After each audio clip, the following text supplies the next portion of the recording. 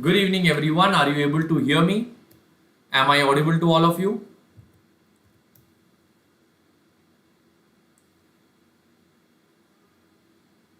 Good evening, Philip. Good evening, everyone. Let everyone join in. Let's just wait for 2 minutes so that everyone can just settle down.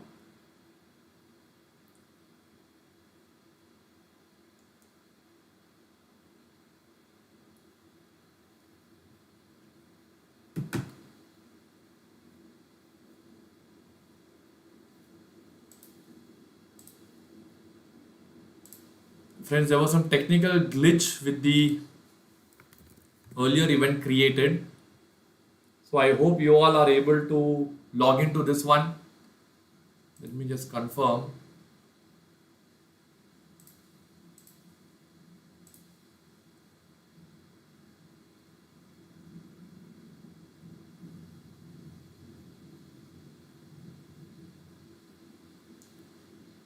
Already live here.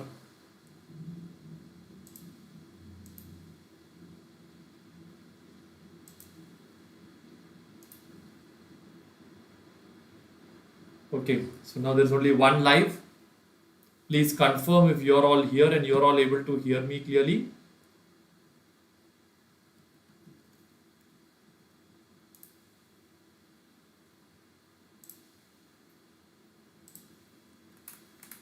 Good evening, Philip. Good evening, Manjunath, Anu, Rahul, Akshaya, Angel, Dakshin. Good evening, everyone. Yes, I hope you're all live. Let me also check it on my tablet so I can see your chats also smoothly. Yes, yes, yes. All right. So I think we are all set. Can I start off now, friends? Okay, so sorry for the last minute confusion, friends. Good evening, everyone. How was your FR examination? Was it very, very difficult, or was the paper moderate? How exactly did your paper go? Just give me some feedback about that, and we can directly remove the hangover of FR and plan on AFM next. Good evening, Arjun. Good evening, Kanmani. Good evening, Naveen, Jayalakshmi. Good evening, everyone. Very happy to see you all live over here. Fantastic. So FR was a moderate paper. Fantastic. Now, friends, FR is over. Don't take too much of stress about FR right now. It was a lengthy paper, moderate. However, the paper has gone. That should not be a predeterminated factor for your AFM examination. I will tell you why. When I wrote my FR exam, for me, FR was a disaster. Okay. And when you come back home after a disastrous paper, you lose your morale, you lose your confidence. I didn't even feel like going and writing my AFM paper. But friends, somehow I controlled my emotions. I wrote the AFM paper well. And in that attempt, FR I scored 46, AFM I got 72. So it helped me to set off that entire problem that I faced in the FR examination. Alright. Right now, I have come live for two objectives. Objective number one, I want to share with all of you a study plan of how you can prepare for this one day before the examination. That is part one. Part two, I want to sit here. I want to revise the entire Forex today night itself, so that before you sleep, you are done with one major chunk of AFM and you can easily focus and prepare for the other topics coming in. All right. So are you all ready now, friends? Please type ready in the chat box and we can start off right away now.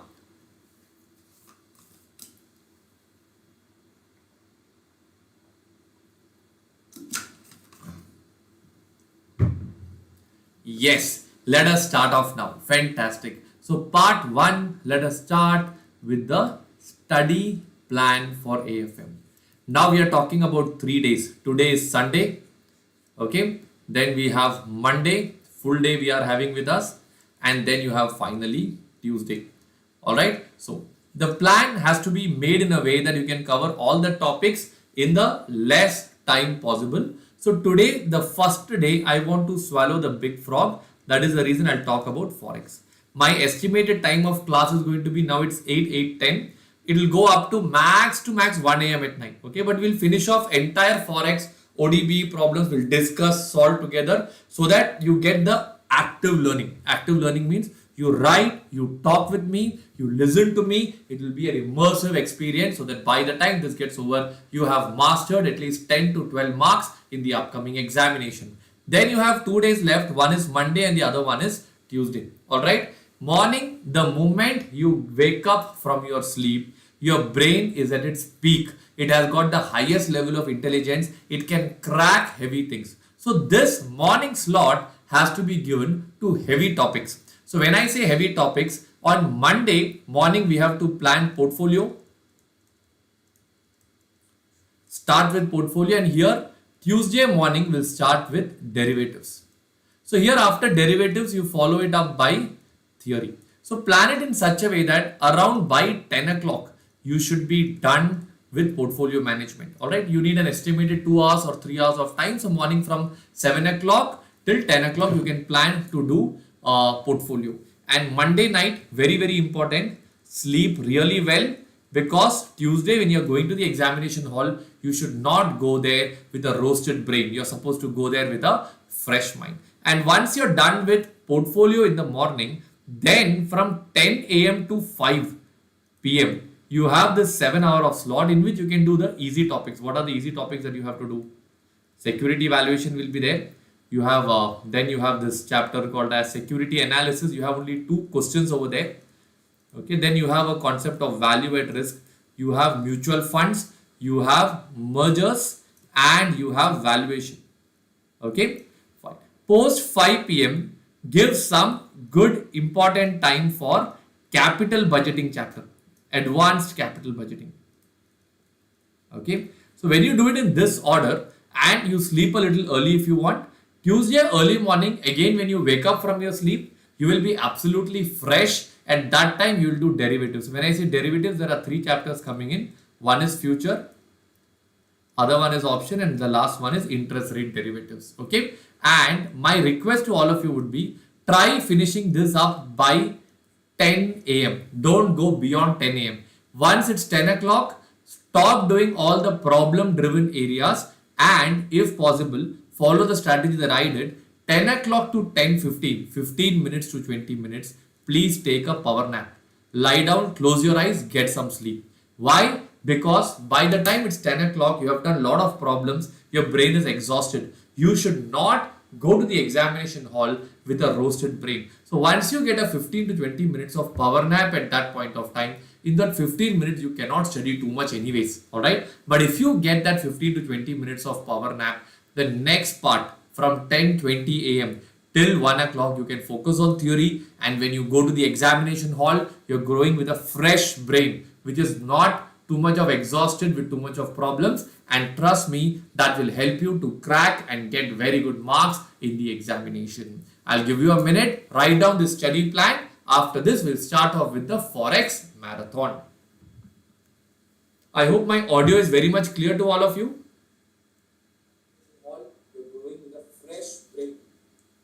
Okay, looks clear to me. Just confirm. If you want me to increase the volume a little bit, I can do that. Just let me know if this is not comfortable to all of you.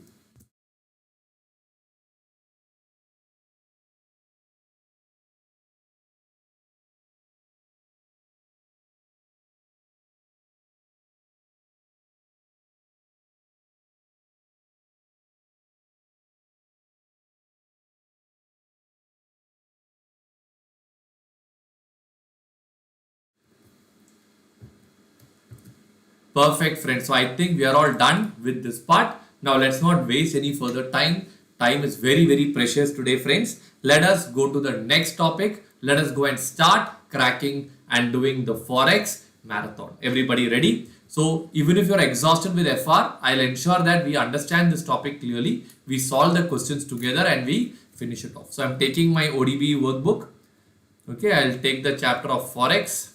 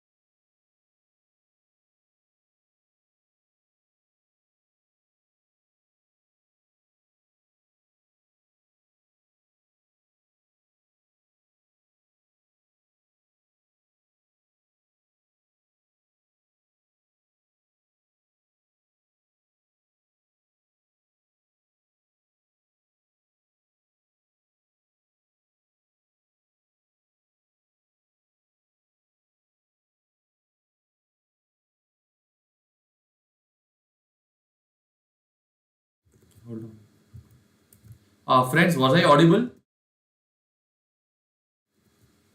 Wait. I think there was a small connectivity issue. Can you all hear me now, friends?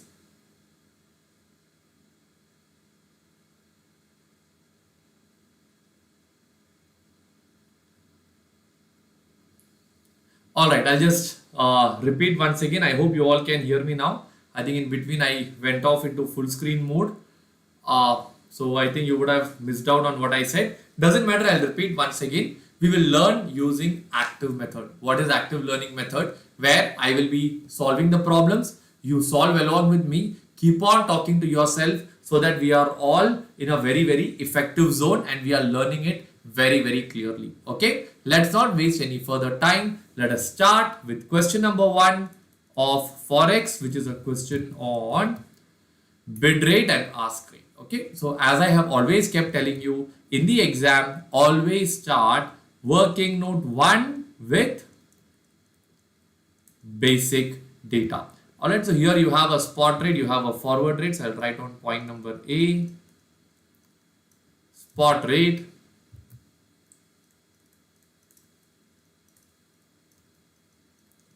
Then you have the forward rate.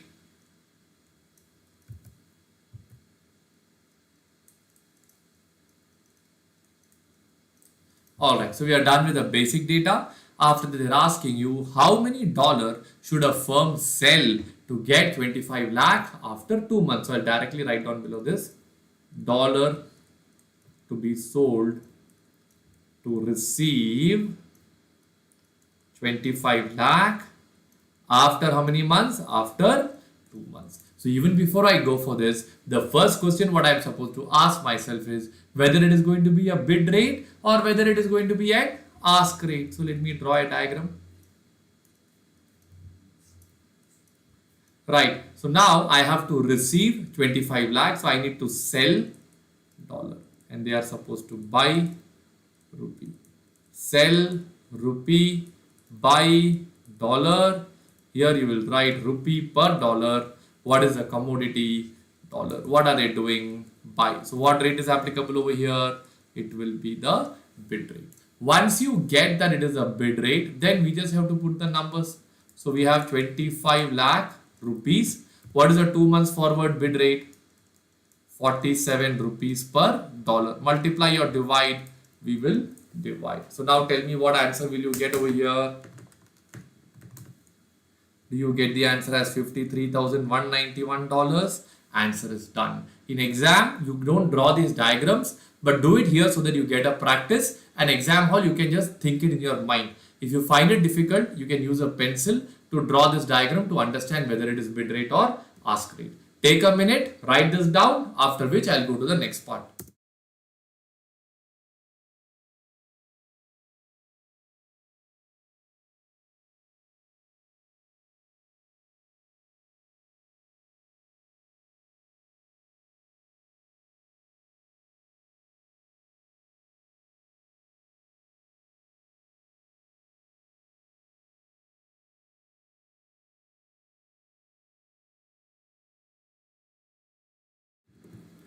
All right, friends, can I go to the next part now? So we are done with first part of question number 1. Let me go to the next part now. How many rupees is the firm required to pay to receive dollar in the spot market? I think there has been a typing error over here. It's supposed to be receive. Okay, receive dollar in the spot market. So I'll write down the next working note heading.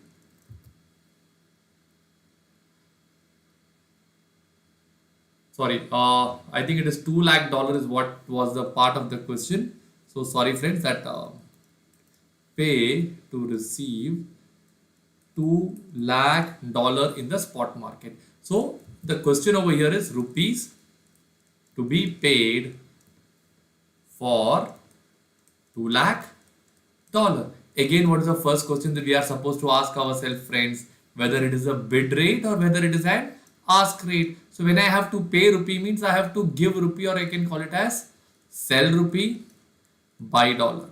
Sell dollar, buy rupee. rupee per dollar. What is the commodity? Dollar. Sell dollar. So what rate is applicable over here? It is the ask rate. Once you get it as the ask rate, what will I do next? 2 lakh dollar. And what is the spot ask rate, right? In the spot market, what is the spot ask rate? 46.25 rupees per dollar. What will I do? Multiply. So what will be the answer that you will get over here? Do I get the answer as 92 lakh 50,000 rupees over here? Right? Please write down.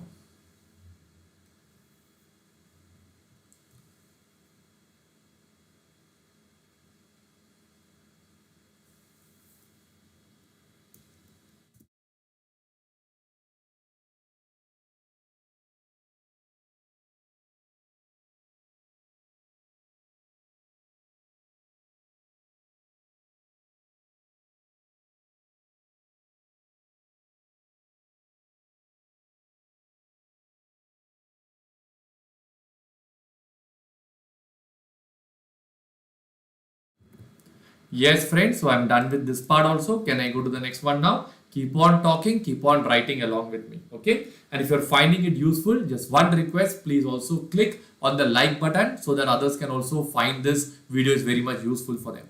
Let me go to the third part now. Assume the firm has $69,000 in the current account earning no interest. So they are having how much money over here? $69,000 in the current account earning no interest. ROI on rupee is 10%. Should the firm encash now or should the firm encash later? So let me give a heading over here. Encash now. Encash later.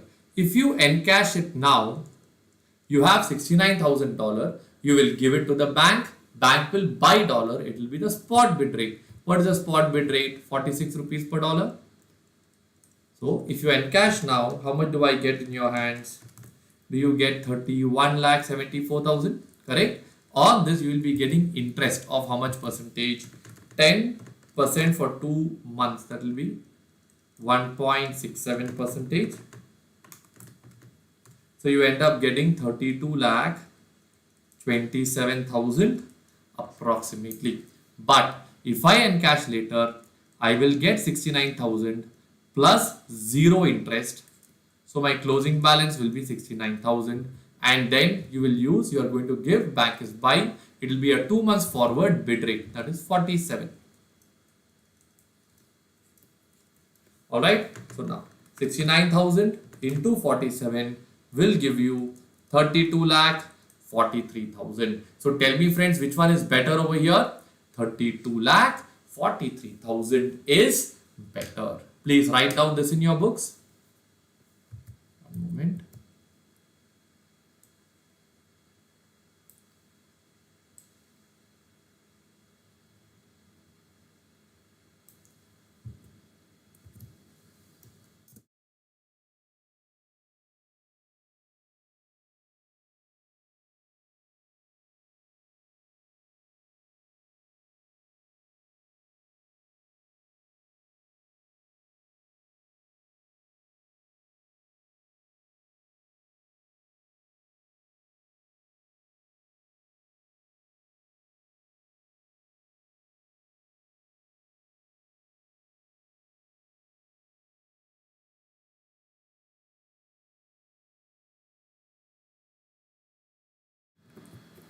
You parallelly write down along with me. Keep talking, keep writing. I hope everybody is comfortable. Are you comfortable with the pace also, friends? Can I go to the next question now? Please type a yes.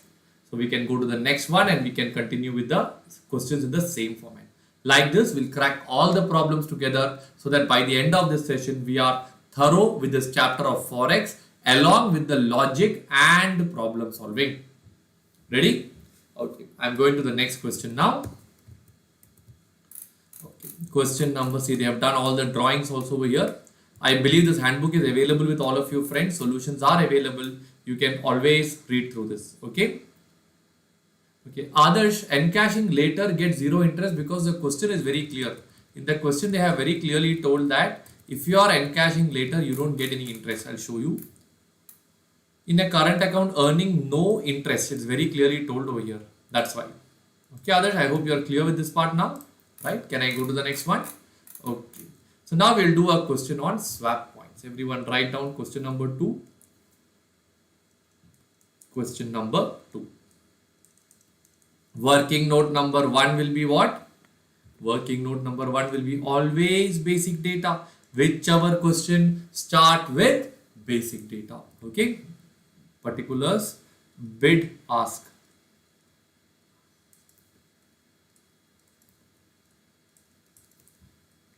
Point number A, spot rate. That is 66.2525. And the other one is 67.5945. They have given you the 2-month swap points and the 3-month swap points. Down they are asking you, so fine, we'll write down 2 months swap. Then I'll write down 3 months swap. Alright, now. Yeah, Isha Banjan, yes, the video will be available on YouTube, but preferably watch it now and finish it off. After tomorrow, you will not get time, and today you are all a bit exhausted. So you need some external support to study today. From tomorrow, that might not be the scenario. Okay, so try finishing it today itself. 2.5 months swap. So now, how do you get a 2.5 month swap?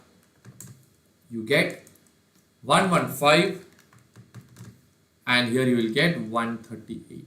From this, can I find out the 2.5 months forward rate? You get 66.2640 and 67.6083. So that is a 2.5 months forward rate. Quickly write down so I can go to the next page.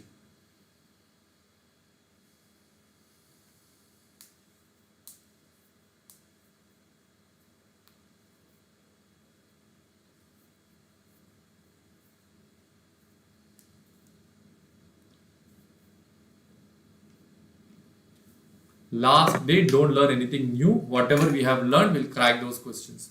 Okay? Right. Can I go to the next part now? Okay. So once we are done with this, we got the answer for the first one. Now they are asking you to determine the forward rate, already done. Swap points, already done. Calculate the annual rate of premium or discount. So they basically want you to find out the rate of appreciation or the rate of depreciation. So I'll write down the next one, rate of appreciation or depreciation. All right. So here I'll do one thing. We'll take the rate. So for the first one, you have 66.2525. This is the spot rate. And then you have a forward rate. What is the forward rate? 66.2640.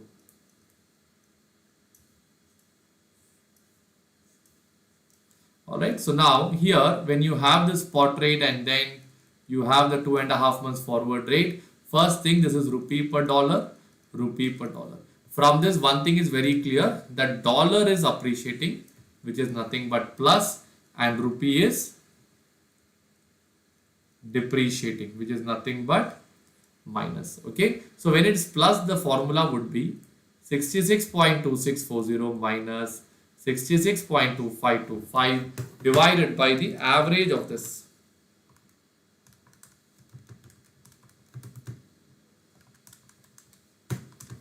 $66.25825 into 12 divided by 2.5. So let's check what is the answer you get over here.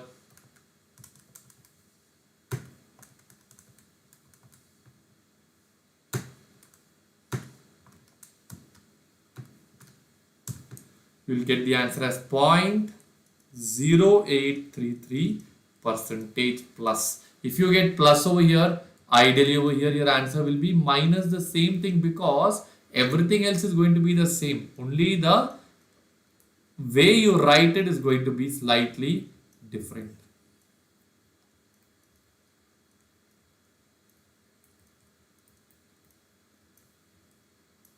Yes. Right.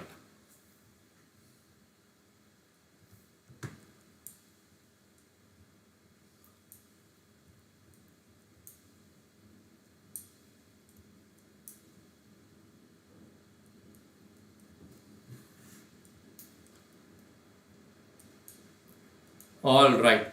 So I believe you're all done with this. So we have got the rate of appreciation, rate of depreciation. Okay. So that's for the first one. Same way we can do it for the second one also. That is 67.5945. I'll write down spot. Then you will have forward. What about the forward? 67.6083. Okay, fine. Let's start solving it. So again, the same thing. Dollar is appreciating and rupee is depreciating. So 67.6083 minus 5945 divided by the average. 67.6014 into 12 divided by 2.5.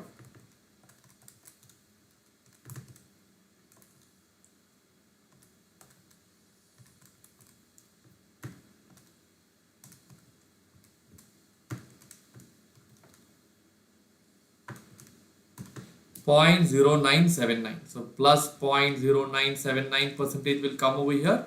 Here you will get minus 0.0979 percentage. Okay, come on, quickly write down and finish it off. I'll give you 1 minute's time.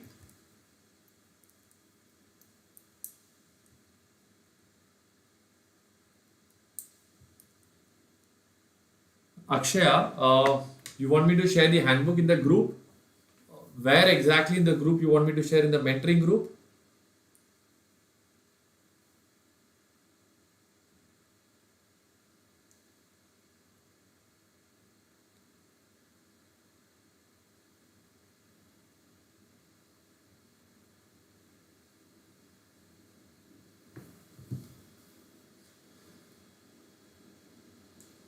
You let me know where to share it, I'll share it there.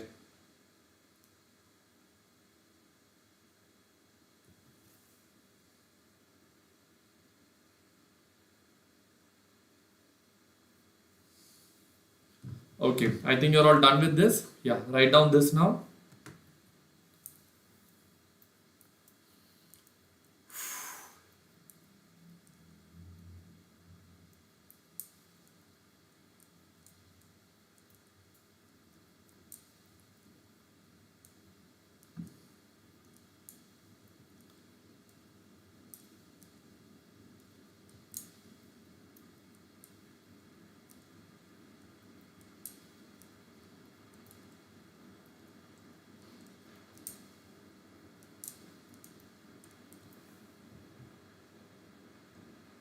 Fine, fine. I'll just give you the next question and I'll share it over there. Okay, Akshaya? Okay. Right. So friends, we are done with this question also. I hope you are all comfortable with the pace now. Can I go to the next question now? Fantastic. So we are done with question 2. Here they have given the entire thing, bid rate, ask rate, and they have done the rate of appreciation also over here, and we have got the answer. Now we'll go to a question on IRPT and arbitrage using IRPT. Okay, so we'll write down question number 3. Working note number 1, basic data. Okay, right. So here you have the spot rate. I'll write down point number A. Spot rate 0.665 CAD bar DM. Point number B, 3 months forward rate 0.670 CAD bar DM. Then point number C will be interest rate for DM is given over here, right? For DM is 7% per annum, but we need only for 3 months. So for 3 months it will be 1.75 percentage. Then you will have interest rate for CAD 2.25 percentage is the interest rate for CAD. Alright, from this they want you to find out the arbitrage action. So friends, I'll just write down arbitrage action. So here we go by the following steps. What is step number 1? Theoretical home interest rate. Okay, so how is that? 1 plus RH divided by 1 plus RF is equal to forward by spot. So 1 plus RH. So in our case, RH is going to be CAD because the exchange rate is CAD bar DM. So it will be 1 plus 2.25 percentage divided by 1.75 percentage. Sorry, we have to keep the RH pending. That is what we are trying to find out over here. Is equal to forward. What is the forward rate that you have? 0.670 divided by 0.665. So 0.670 into 1.0175 divided by 0.665 will give you the answer as 2.51 percentage. This is my theoretical home interest rate. Once I get this, I'll go to step number 2. I'll go to the next page. Step number 2 is going to be what? Actual home interest rate. So what is the actual home interest rate? That is turning out to be 2.25 percentage. Theoretical rate is 2.5. Actual rate is 2.25. From this, I'll write down step number 3. What is step number 3? Status. So can I say that actual is cheaper than required? So if actual is cheaper than required, what is the action that I'm supposed to take over here? Borrow at RH and invest in RF. So RH means what? Borrow in CAD and invest in DM. Can you quickly write down till here?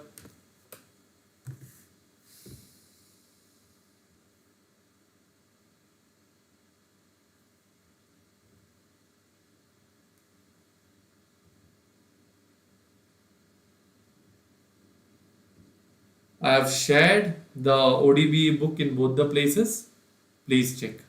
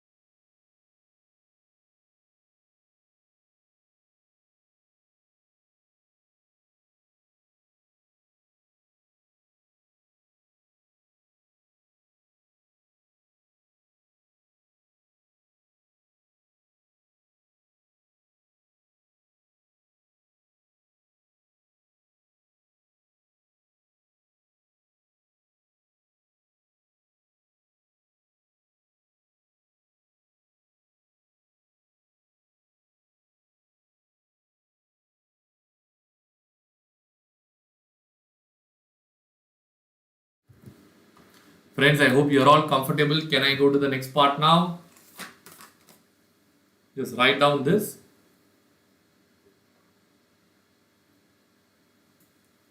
Slow and steady will cover up all the points consistently.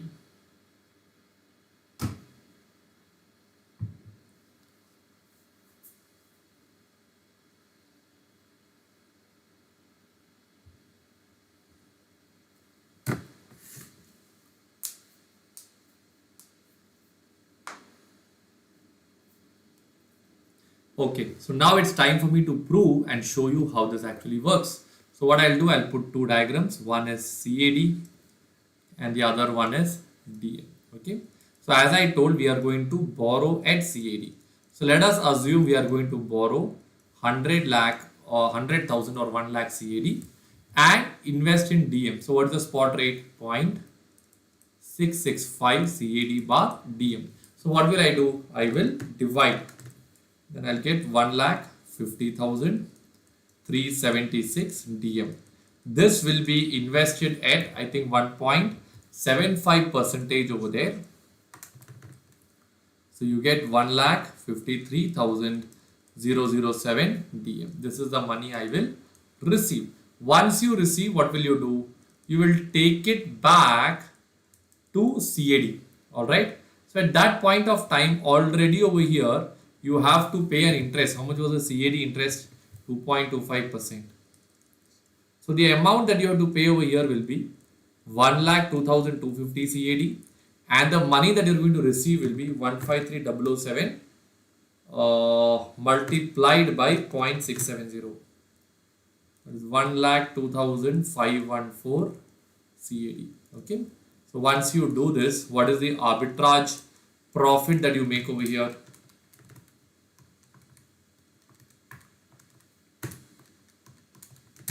$264 to 265 CAD. Okay, this diagram makes it very evident, friends, but in exam you have to write down in sentence format. I'll just explain the sentence so you can create it there.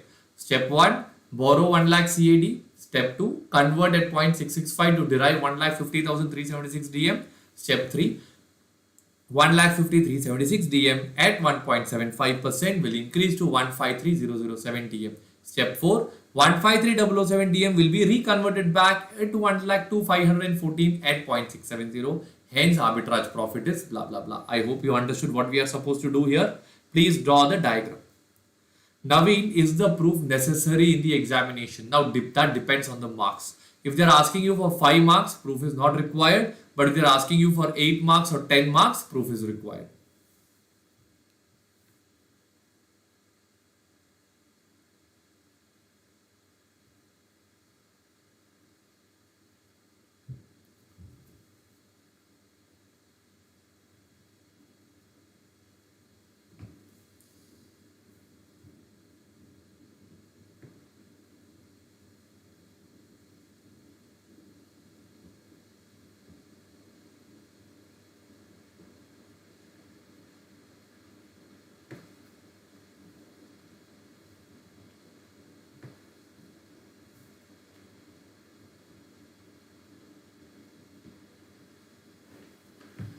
Fine, friends. Can I go to the next question now? Are you all done? Right. Let's go to the next one. So question number 3 is also done. Question 4 is a question on cross rate. So let me write question number 4. Working note number 1. Basic data. You sold 100 lakh HKD value spot to your customer at 5.7. So here basically you are a bank. That's why you're selling it to a customer. So what I'll do is I'll first draw a bank in the middle. This is you. Okay. This one is you. And here you have a customer. All right. So what have you done? You have sold 100 lakh HKD to the customer at a spot rate of 5.7 rupee bar HKD. So how much does that turn out to be? Does it turn out to be 570 lakh rupees? Okay. Now they are saying, and you covered yourself in the London market. So now where are you going to cover yourself up? You're going to the London bank. This I'll call it as the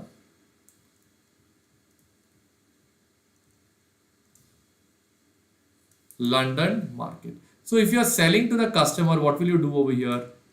You will buy 100 lakh HKD at the rate of some rupee bar HKD, which I don't know so far. Am I right? So that to find out that they have given you HKD per dollar and rupee per dollar also. So from this we have to solve it further. So can you please draw this diagram and put it in your books?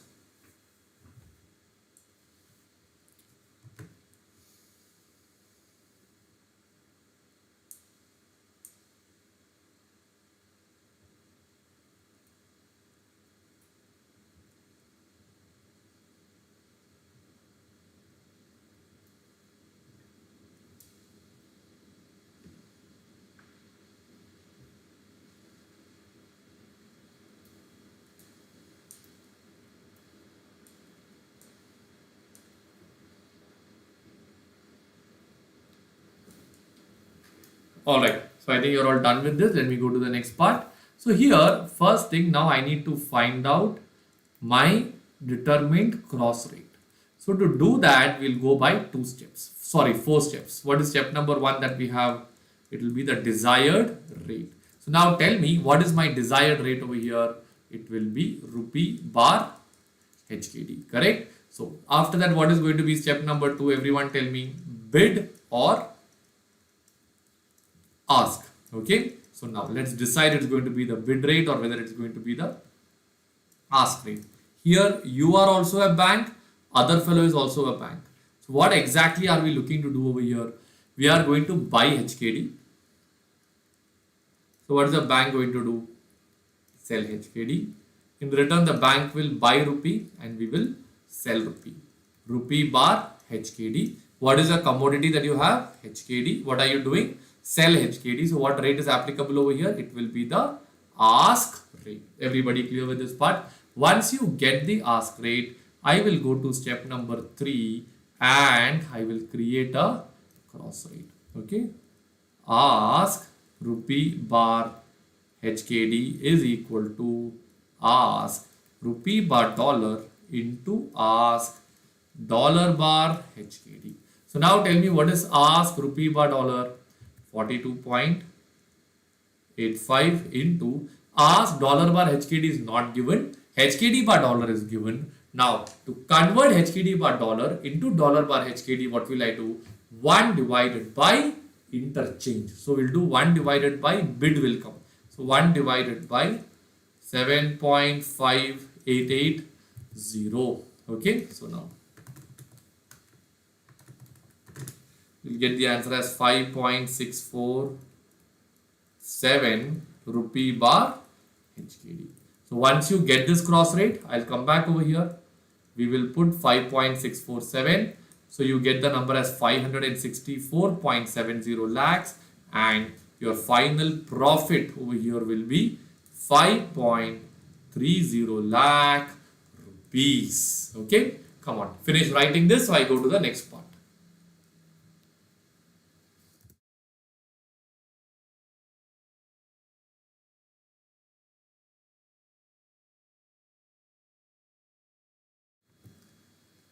Yes friends, if you are understanding the session well, if you're finding it very useful, just one request, please subscribe to my channel and please like these videos, because that is the only genuine way how others can also know that these videos are actually very useful for all of them.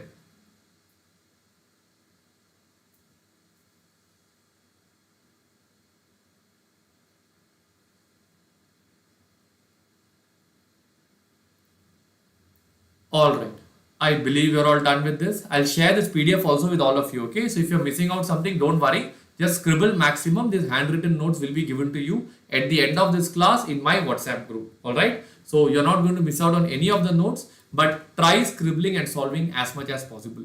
Alright, yes, so here you complete it. Just put this and you get this 5.3.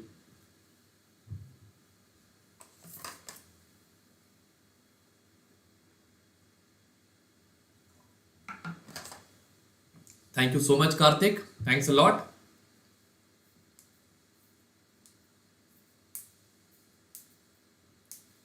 Alright, shall I go to the next part now? So I think we are done with this question also. Let us go to the next question.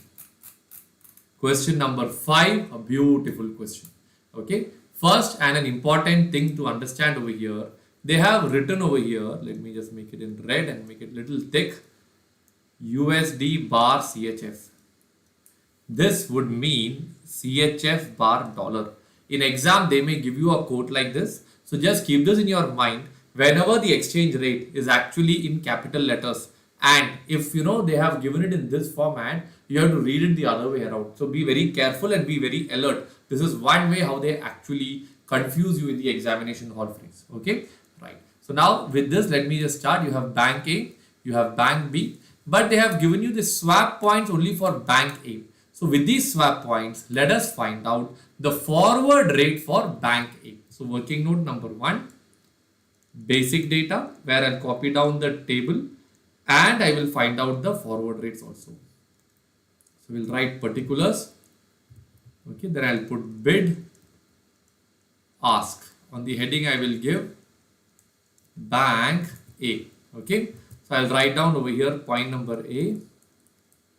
Spot rate 1.4650, 1.4655. Alright. Then it is given 3 months, 5 and 10. Friends, are the swap points in ascending order or descending order?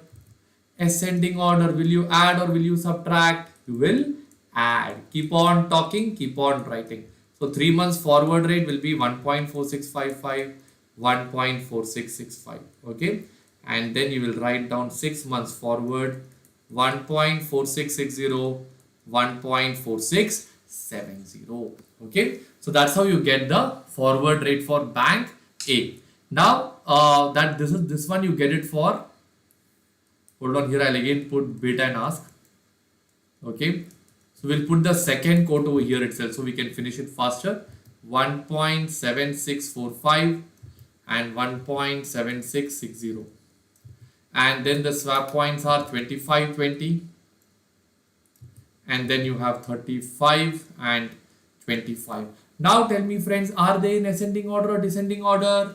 Descending. Add or subtract? Subtract. So you will get 1.7620, 1.7640, 1.7610, 1.76 wait, 60 minus 25 will be 35, correct? I hope I've done it correctly. Yes, 7660, 7635. Perfect. So like this, quickly write down. 1 minute time I'll give you.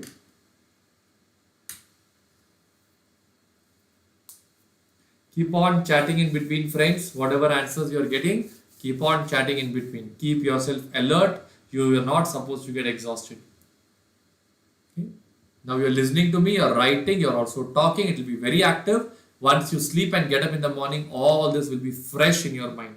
Chances of you forgetting will come down drastically. That is the advantage of attending a live session.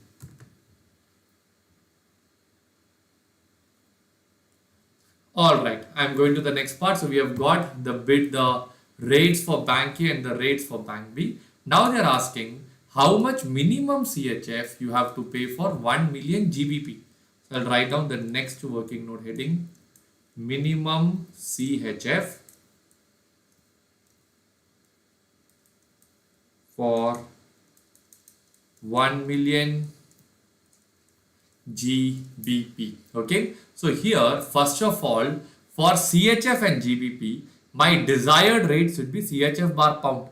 Do I have CHF bar pound over here? No. I have CHF bar dollar. I have dollar bar pound. So first thing I have to go and write down what is going to be my desired rate. So my desired rate is going to be CHF bar pound. Okay. Now what will be step number 2? Everyone tell me. Bid or ask. Okay. So I'll again draw the diagram. So what am I supposed to do? How much for? So I need to buy pound. For that I am willing to pay CHF.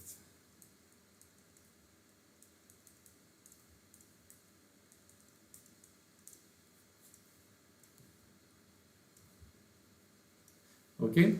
Yes. So here I'll just write down this is going to be what rate? Ask rate. Once you get it is the ask rate, what is step number 3 now? We have to form the cross rate. So what will be the equation for cross rate? Ask rupee bar pound is equal to, sorry, not rupee bar pound. Ask CHF bar pound is equal to ask CHF bar dollar into ask dollar bar pound. Now you have to understand one more thing. They have used the word minimum. So I have to pay the least over here. So ask CHF bar dollar, hold on. This one is CHF bar dollar. This one is dollar bar pound. Am I right? So ask CHF bar dollar is here it is 1.4655. 1 minute. And this is bank A. What about bank B? In bank B, you are having 1.4660. So which is cheaper? 1.4655 is cheaper. So I'll come over here and write down 1.4655. 4655 into dollar bar pound. Dollar bar pound, over here it is 7660, 7650. So which is cheaper? 1.7650. So I'll get the answer as 2.5866 CHF bar pound. Okay. So once you get this, I will write down the conclusion.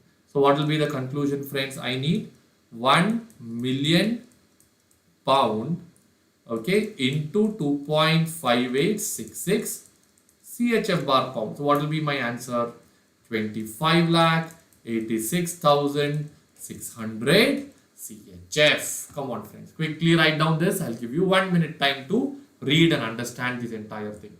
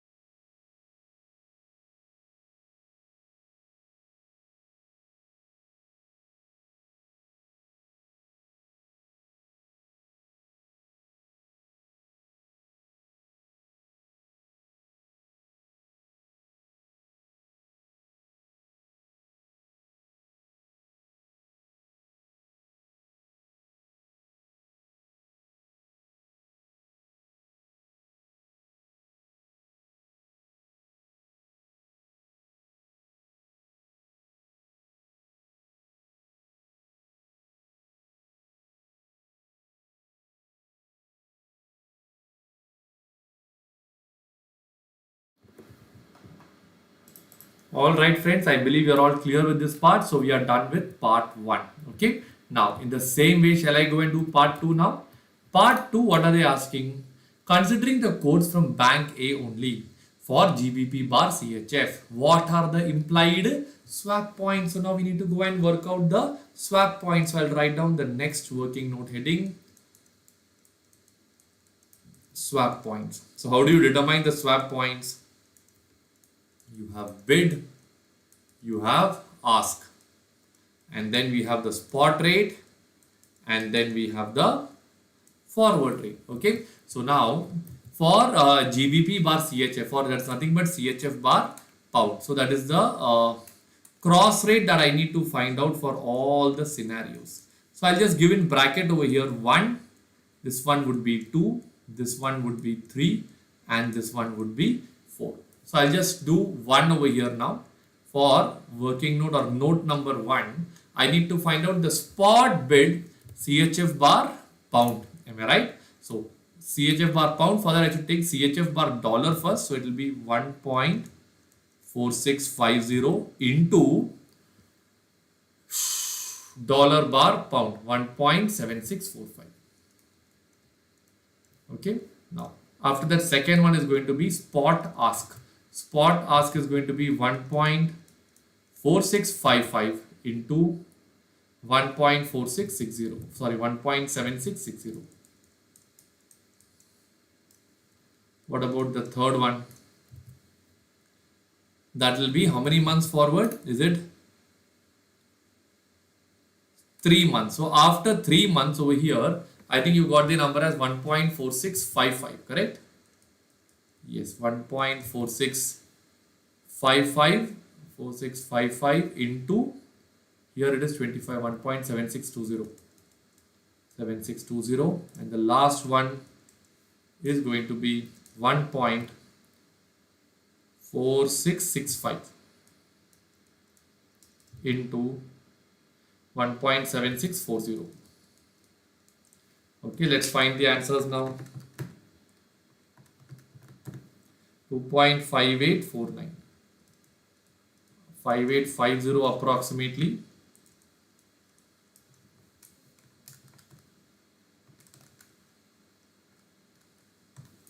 $2.5880,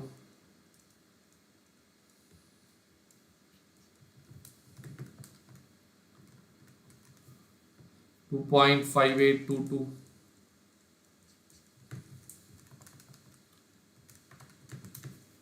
2.5869.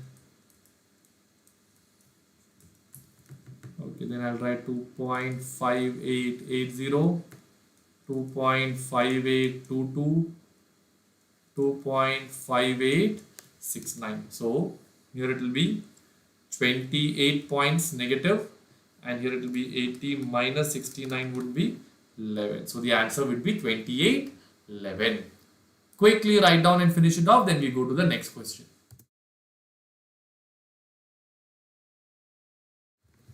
Friends, around 10:15, 10:30 we'll take a short break so that you all can just cool off, and then we'll resume back with the remaining problem. So we'll do as many questions as much as possible up to 10:15, then take a short break and then again get back. Alright, please write down this quickly.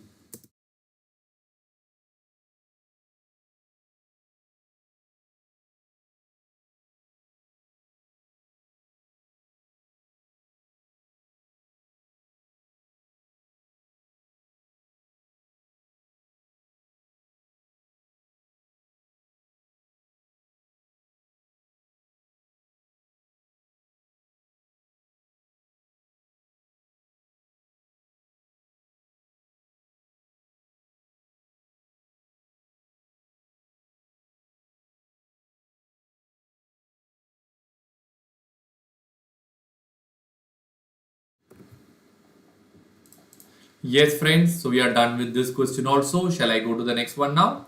Right. Perfect. So we are done with this question. Okay. Now let's go to the next one. Okay. Cross rate and squaring up of position study material question. So it's a cross rate question. Your Forex dealer has entered into a cross currency deal. Friends, a cross currency deal is a deal where you have in total 3 currencies. So what you do is initial 2 transactions will happen in the foreign currency. Whatever be the gain or loss, in the end you will settle it in the home currency. Such a deal is what we call it as the cross currency deal. So your Forex dealer has entered into a cross currency deal. He has sold $10 lakh against 1.44 euros. So I'll write down what is the question number we are doing now. 6, right? Question number 6. Working note number 1. Basic data. Alright. He has sold. So I'll write down point number A. Current position. What has he done in the current position? Sell $10 lakh at the rate of 1.44 euro per dollar. Is that equal to 14,40,000 euros? Okay. However, later the market became volatile and the dealer, in compliance with his management guidelines, had to square up the position. So how do you square up the position? So I'll write down point number B, action to square up. How do you square up the position? Buy $10 lakh at the rate of when you buy dollar, the bank is selling dollar. So ask rate 1.445 euro bar dollar.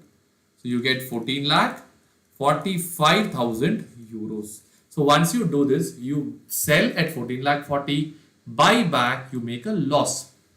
What is the loss you have made? 5,000 euros. Now I told you the original transaction happens in the foreign currency. Original transaction is in the foreign currency. Am I right? But the final gain or loss, we have to take it in which currency, friends? The final gain or loss will happen in the home currency. So then what I have to do? I have to find out the spot rupee bar euro rate so that I can find out my loss in rupees. As of now, I have got my loss in euros. So for that, have they given rupee bar euro over here? No. They have given you rupee bar dollar and they have given you euro bar dollar. So what will I have to do? I will have to again go and do the cross rate. So I'll write down working note number 2 will be cross rate. So here what will I do? I'll write step number 1. What is step number 1? Everyone tell me. It is the desired rate. So here what is my desired rate? Rupee bar euro. What is going to be step number 2 over here now, friends? It will be bid or it will be ask. So when you say bid or ask, okay. So what are you going to do here? I want to buy euro. In return, I will sell rupee. Buy rupee, sell euro. Rupee bar, euro. Euro, sell. Bid rate or ask rate? You will get the answer as the ask rate. So once you know it is ask rate, what will be step number 3 now? Step number 3 will be your cross rate. So the equation will be ask rupee bar euro is equal to ask rupee bar dollar into ask dollar bar euro. So now tell me how much is ask rupee bar dollar? 31.45 into ask dollar bar euro. Ask dollar bar euro is not there, euro bar dollar, so 1 divided by bid, 1 divided by 1.44. So 31.45 divided by 1.44 will give you the answer as 21.84 rupees per euro. So once you get this answer, I will write down step number 4, which is conclusion. So in conclusion, what will you do? You have a loss of 5,000 euro into 21.84. You get the answer as 1,09,200 rupees. So that's what you'll write down over here also. 21.84, 1,09,200 rupees. Come on friends, take a minute, quickly write down this, then we go to the next question.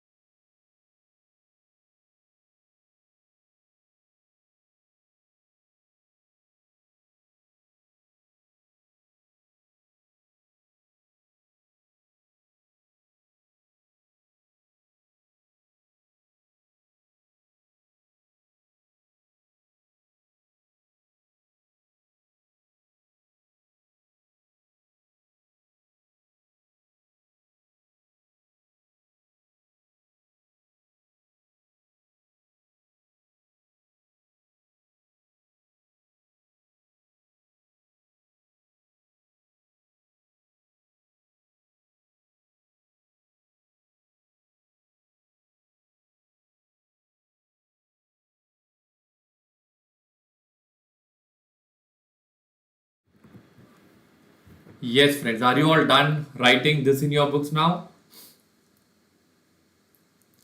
Okay. Can I go to the next part? Right. So we are done with question number 6 also. They have put the same data, basic data. They made the same loss of 5,000 euro, and then they have used the cross rate and they got 21.84 and they got 1,09,201. Okay. Right. Now we go to the next question, which is a question on cancellation of forward contracts. So I'll write down question number 7. Working note number 1, basic data. A customer with whom the bank has entered into a 3 months forward purchase contract. So the bank has entered into a purchase contract. If the bank has entered into a purchase contract, what has the customer entered into? If bank is purchasing, what is the customer doing? He is selling.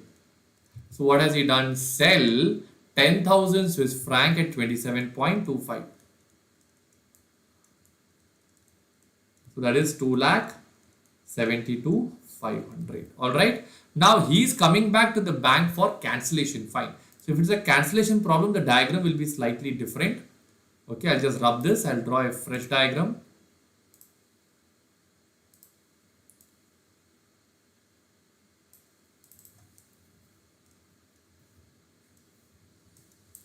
Okay, So what has he done on time zero? I think he has sold 10,000 Swiss franc at the rate of 27.25. That is 2,72,500 rupees, right? Rupee per Swiss franc, correct? Yes. Now this fellow is coming to the bank after 2 months and he wants to cancel it. So this is going to the third month. How do you cancel at the end of 2 months? You will buy 10,000 Swiss francs at the rate of 1 month forward. So when I'm buying, the bank is selling 1 month forward ask rate at the rate of 27.52. This will correctly come at this point and both of this will become nullified. So at this point, this will be 2,75,200. So you sell at this and you buy at this.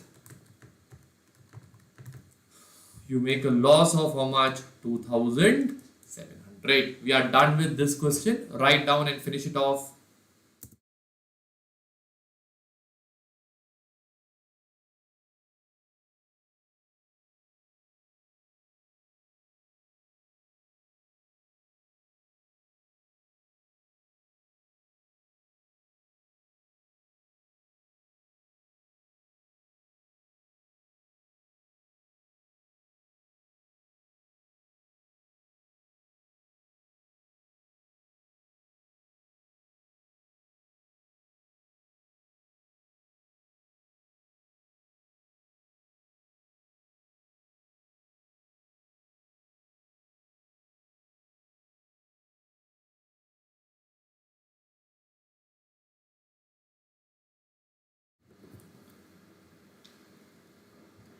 Yes, friends, are you all done writing this in your books now? Fantastic. Can I go to the next question? Perfect. So we are done with question number 7 also. Exam you to write down in this format. Current position, sell at 27.25, buy at 27.52, loss will be this much. For this, the logic is what I gave you in a diagrammatic format. Okay, friends. Now, next question is a question on extension of forward contract. Question number 8. So everyone write down. Question number 8, working note number 1, basic data. An importer has requested his bank to extend a forward contract which is due for maturity on 30/10 for a further period of 3 months. So first let me draw the diagram so that we understand the question properly. Okay.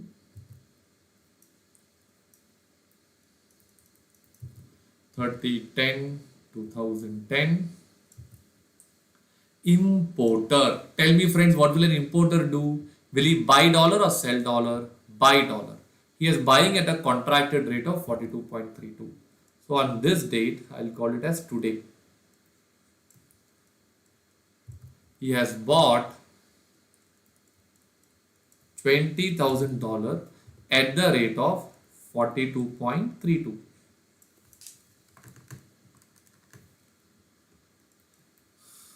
That is 8,46,400. Alright, he bought it today. This was due on 30/10. Now he wants to sorry, this is not today, this is 3 months back. I'll put it that way. Now he wants to extend the contract for a further period of 3 months. So how will he extend the contract? On this date, he will sell $20,000 at the spot rate, whatever be the spot rate. And then what will he do? He will buy $20,000 at how many months forward? 3 months forward. Okay. So that way you can extend it to 3 months. That will be 11/12/1. It will finally happen on 31/1/2011. So for these, we need to go and find out the exchange rates. So can you please put the diagram and understand the question till here?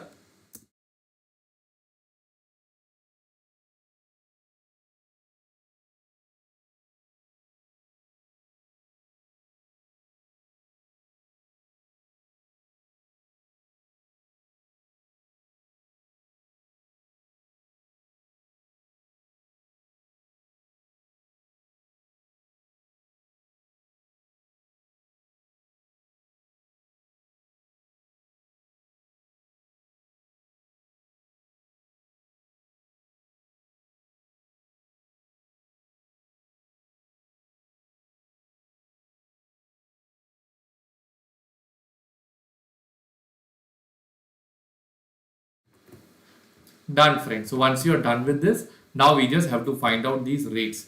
For finding these rates, they have given all the data. So first I need to find out selling $20,000 at the spot rate. So if I want to sell 20,000 at the spot rate, when I'm selling, what is the bank doing? Bank is going to buy. Hold on. Friends, I hope you're clear, right? Whatever I'm speaking is clear, right? Fine. So what am I doing? When I'm selling dollar, what is the bank doing? The bank is going to buy dollar. So it will be the bid rate, correct? It will be the spot bid rate. So I'll just come and write down over here the next working note heading, spot bid rate. So how do I find out the spot bid rate? Spot bid rate is actually given over here as 41.5. So that will be from this 41.5 rupees per dollar, there is a margin. How much is the margin told over here? 0.075 percentage. So when the bank is buying, bank has to pay this money. So what will the bank do? Bank will reduce the margin or the banker's commission 0.075% he will reduce, and only the balance he will be paying you out. That will be 41.4688 rupees per dollar. All right. Now, next one. After we get this, we got the spot bid rate, correct? Next one. This will be the spot bid rate.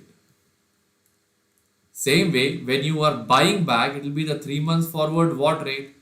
3 months forward ask rate. So now we need to go and find out the 3 months forward ask rate. So I'll write down the next working note. 3 months forward ask rate. So here what will happen? What is the 3 months forward ask rate? First we'll take the spot rate of 41.52.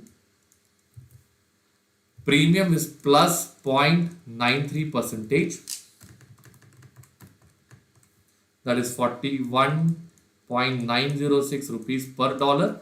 Now to this selling rate, they will add the margin of 0.20 percentage. That is 41.99 rupees per dollar. So once we get this, we can redraw the same diagram, or we can put it in a step-by-step format and write down total cost of extension of forward contract. So here I'll write down point number A, current position. Everyone tell me what is the current position? Buy at 8,46,400.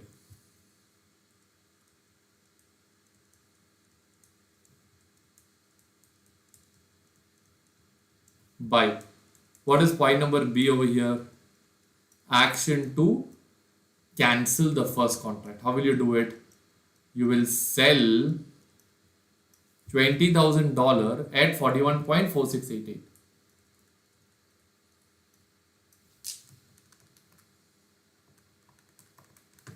$8,29,376. Okay. So are you making a gain or are you making a loss? Sell is 8,29,376. That is 17,024 will be your loss. Okay. Now after this, what will you do? Action to extend. How do you extend? I will again buy $20,000 at the rate of 41.99. 8,39,800. So what is the total that you get over here? 8,56,824. Okay, this is the cost of extension. Come on friends, finish it off.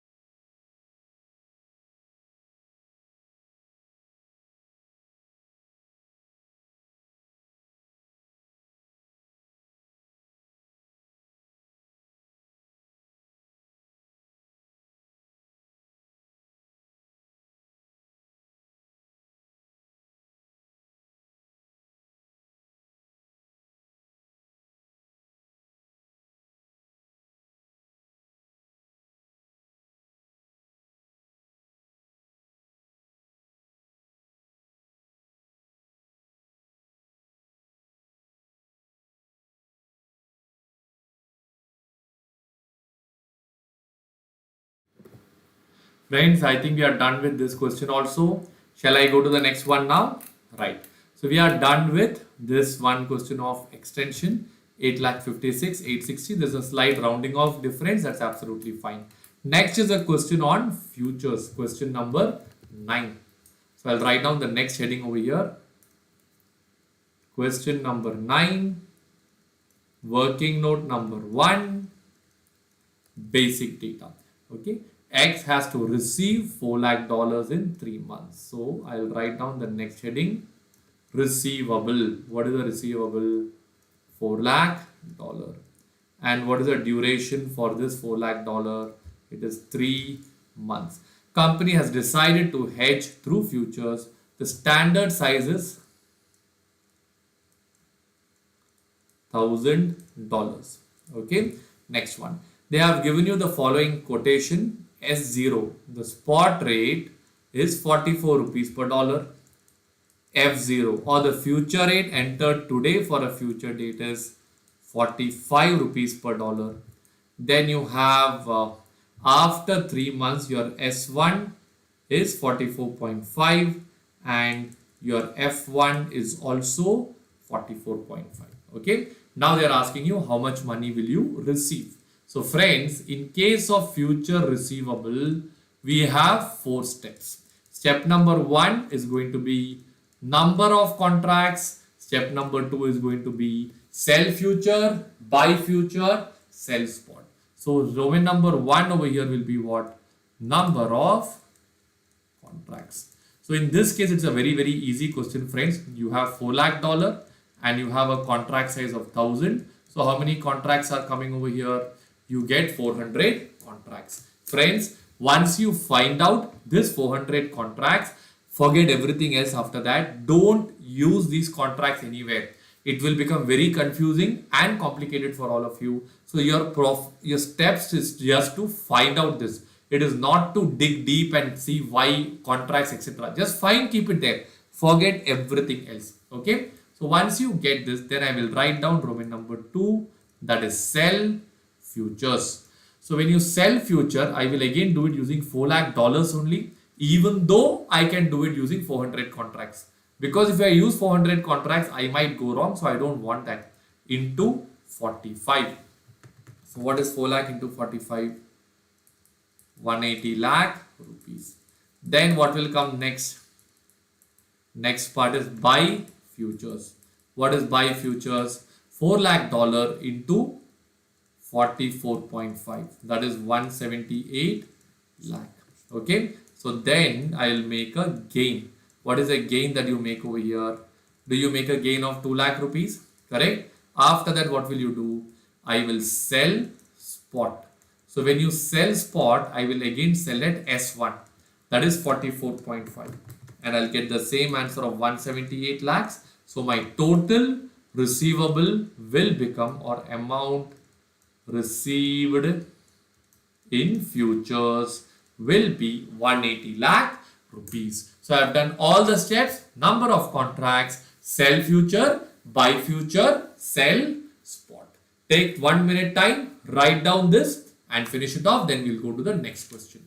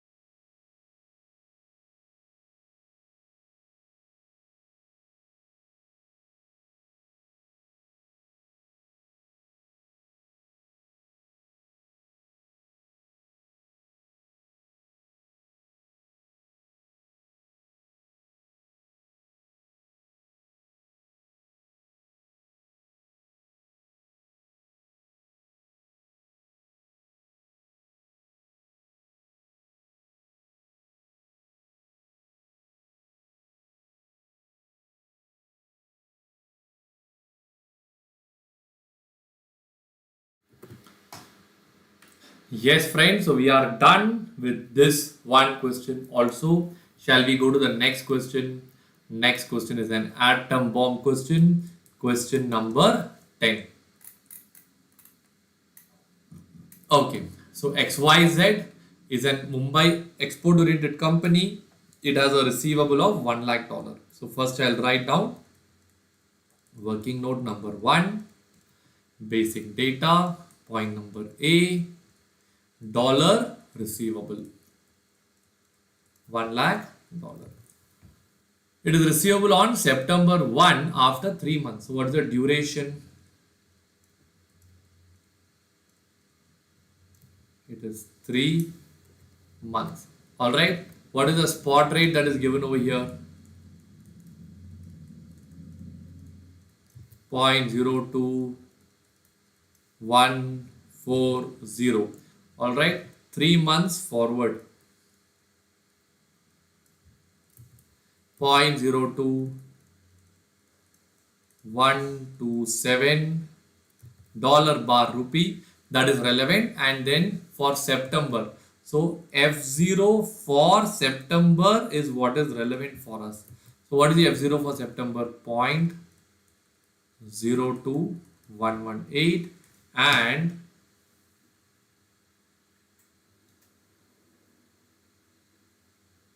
And they have also given you the contract size. What is the contract size that is given over here? 4,72,000 rupees. Okay. Now, down they have given you margin for June, margin for September. What is relevant for us? Margin for September is relevant for us. That turns out to be 15,000 per contract.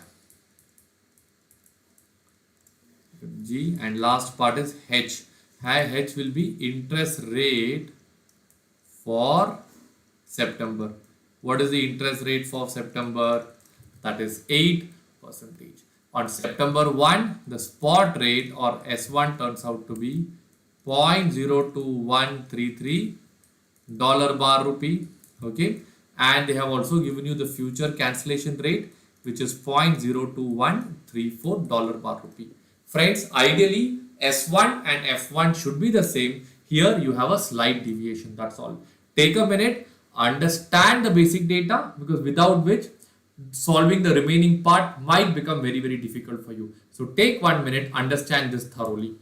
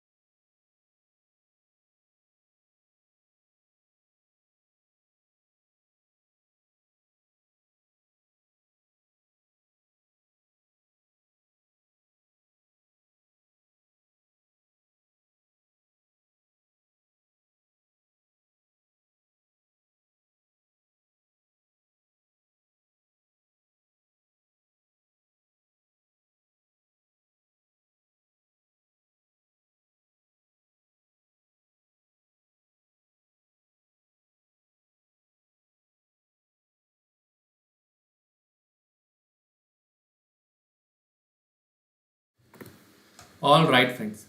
Now, shall we go to the next part? Okay. So I'll write down working note number 2. Now here we put the basic data. They want you to find out the answer using forward contract, no hedging and futures. So first I'll do what? I'll start with forward contract. I'm writing over here forward contract. Okay, so here you will write $1 lakh and what is the forward rate that we already got in the basic data? Forward rate was 0.02127, so divided by 0.02127 dollar bar rupee. 47 lakh 1,457. Alright, so we got the answer for forward. Same way, we have to find out how much we'll get in the spot market if we don't do any form of hedging. Okay, so here it will be $1 lakh divided by 0.02133.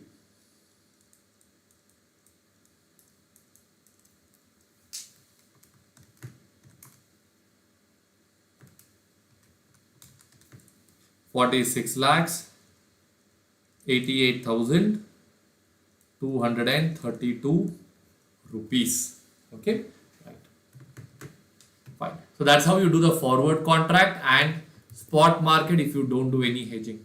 Then you go to working note number 4, where we have to work out on the futures part. Now friends, future receivable, we have to go by 4 steps. Step number 1, number of contracts, sell future, buy future, sell spot, and then you get the answer, and you have to take care of the opportunity cost on the margin deposited. Are you all ready? So then I'll write down under this step number 1, number of contracts. Here, number of contract is going to be a little tough because your receivable is $1 lakh and your contract size is 4,72,000 rupees. So I'll write down point number A, dollar receivable. So what is a dollar receivable? $1 lakh. Point number B, I will take the F0 or the future rate, 0.02118. Okay, so what is the rupee receivable in this case? 47,21,435 435 rupees. Okay, once you get this, I will put the contract size, that is 4,72,000 rupees, and from this, can I go and find out the number of contracts? What will be the number of contracts? This is the only one place where I'll ask you not to round off. 10.0030402542 contracts. Why not to round off? Because now we have to draw a chart to segregate this, and that chart will have 3 layers. This is called as layer number 1, layer number 2, okay, and this is layer number 3. So friends, out of this, in futures, I can enter into only how many contracts? 10 contracts. Remaining 0.0030402542, I can either go and hedge in the forward market or I can do it in no hedging. This question, we will solve it using no hedging. We are doing another question afterwards where we will do it using forward also. Okay. So how much will it come over here? 0.0030402542. Correct? Now, in the same proportion, when I split rupees, here I will get 47,20,000 in the ratio of 10 is to 0.0030402542. And here I'll get the answer as 1,435. And then last part in the same ratio, I will write to apportion $1 lakh. So I'll get $99,969.40. And here you will, sorry, $0.60. And here you will get the answer as $30.40. Okay, take a minute, put this diagram, understand till here, then I will go to the next part.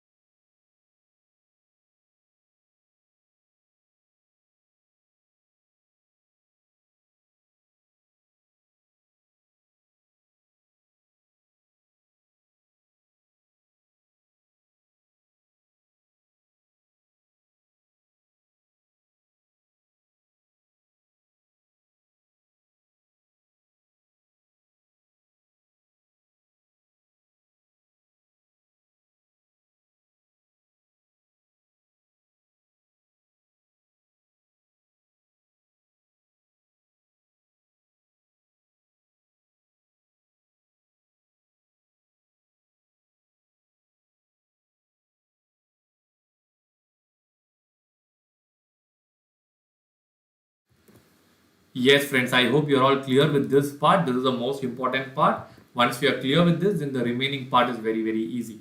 Now I'll write down step number 2. What is step number 2? Sell futures. So how do you sell future? I will not sell $1 lakh now. In the future, I will be selling $99,969.60 at 0.02118 dollar bar rupee. So when you do this, you will get the answer as 47,20,000. Are you familiar with this number? Yes, this is exactly the same number what you got in the earlier diagram also. So once you get this, what is the next step after this?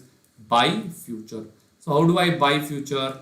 $99,969.6 divided by the F1. What is the F1 that we had? 0.02134. 134 dollar bar rupee. Okay, so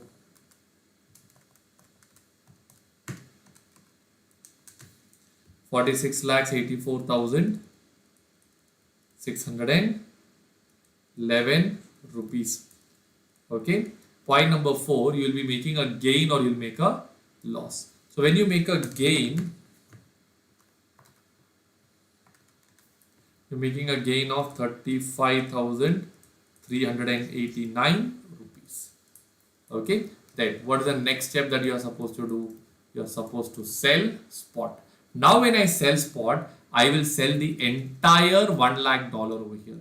Okay, divided by 0.02133. So when I do this, it will be 46,88,233. Okay, so now I'll just take what is my total inflow. So when I see my total inflow, it will be this amount and the gain. 35,389, 47,23,621, 47,23,621. Apart from this, you will have an opportunity cost. Okay, so what is the opportunity cost that we have over here? We have margins. So we have taken the margin of 15,000 per contract. Am I right? Yes. So it will be 15,000 per contract into how many contracts are there? 10 contracts are there into 8% divided by 3 by 12. Do you get the answer as 3,000, right? Okay. So once you do this, what is the net inflow that you get over here? That will be 47,20,621. And this being the highest amount, when you compare it with forward and no hedging, we would say the best option is entering into futures. So we are done with this heavy problem also, friends. Take a minute more, understand this, after which we'll go to the next question.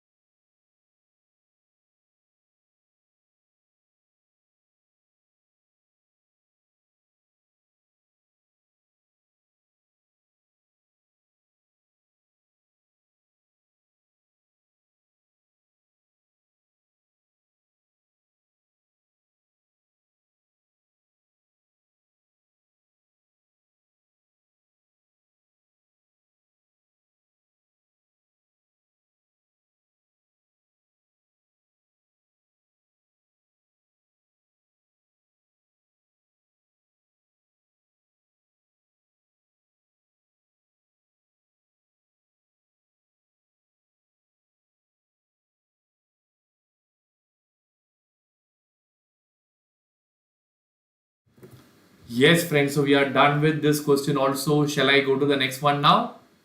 I hope you're all clear with this thing. Are you finding it comfortable? Please type a yes if you are understanding and the classes are going very smoothly for all of you. Just want to confirm that we are at the right pace and we are all very, very comfortable. We have covered 10 questions in the last 1.5 hours. That's a very good pace. Right. Can I go to the next one now? Perfect. Let's go to the next one. We are done up to question number 10. Okay. Right. Perfect. Perfect. Let me go to the next one now. So we are now doing question number 11, which is a question on money market hedging. Ready? So everyone write question number 11, working note 1, basic data.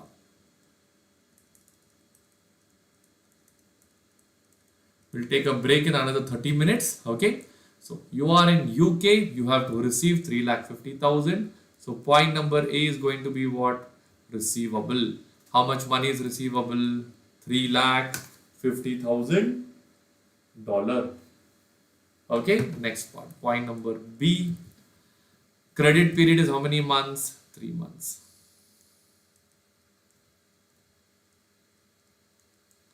Credit period 3 months. Then you have the spot rate, forward rate, you have the deposit rate and this thing, and they want you to put a money market hedging in place. So I'll write down next working note, money market hedge with what? With receivable.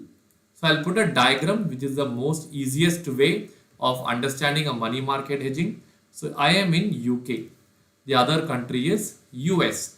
Now tell me, I have a receivable or a payable? I have a receivable. So if I have a receivable, what am I supposed to do?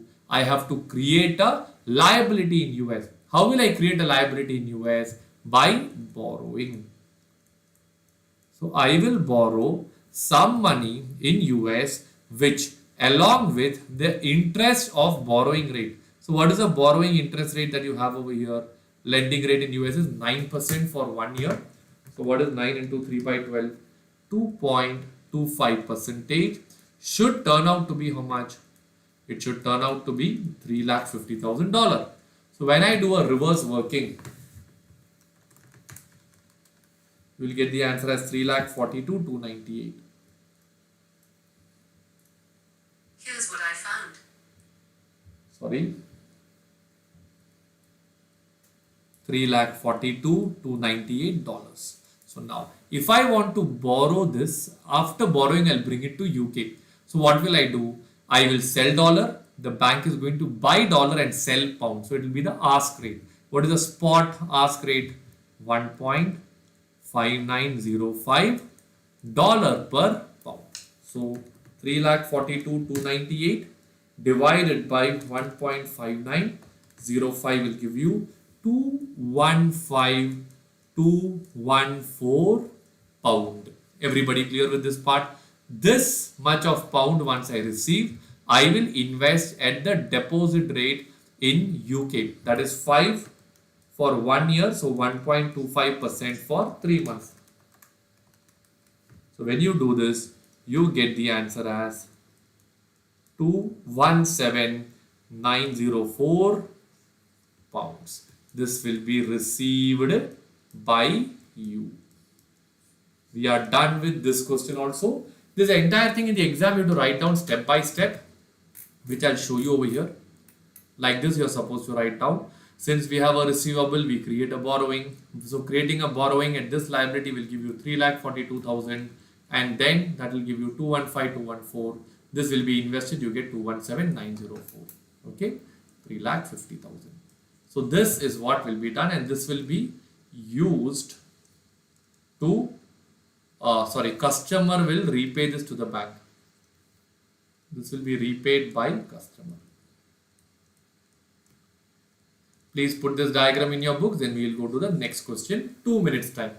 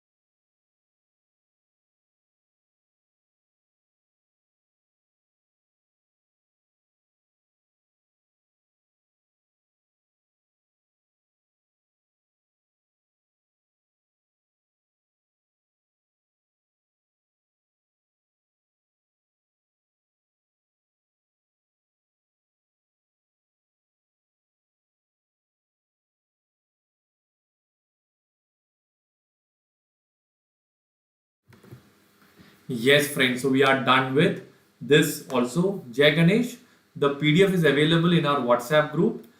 Can somebody please share the WhatsApp group in the description so that anybody who wants it can always get the documents also. Right. So we are done with money market hedging problem, friends. Shall I go to the next one? Next question is a question on money market hedging in case of payables, and we have a beautiful option driven currency options also is coming in this part. Let's do it together. Question number 12, working note number 1, basic data.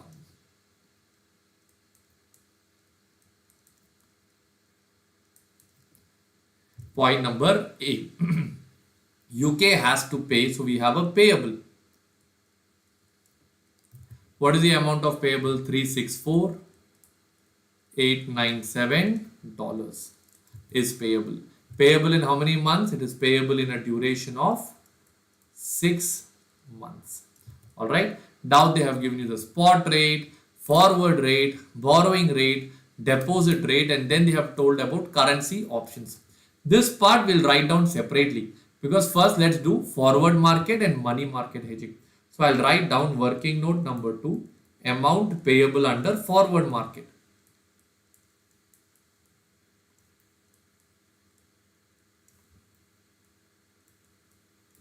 Amount payable under the forward market. Okay. So here I'll write down point number A, payable. What is your payable? $364,897. Am I right? And then they have given you the forward rate. So what will you do? You have to pay this money. So you have to buy dollar. If you are buying dollar, what is the bank doing? Bank is selling dollar. If bank is selling dollar, in return the bank is buying pound. What is the commodity? Pound. So I need to have a 6 months forward bid rate. So what is the 6 months forward bid rate? 1.5455. Right. So let's check what is the answer you get. 364,897. It will give you 236,103 pound. This will be payable under what market, friends? Under forward market.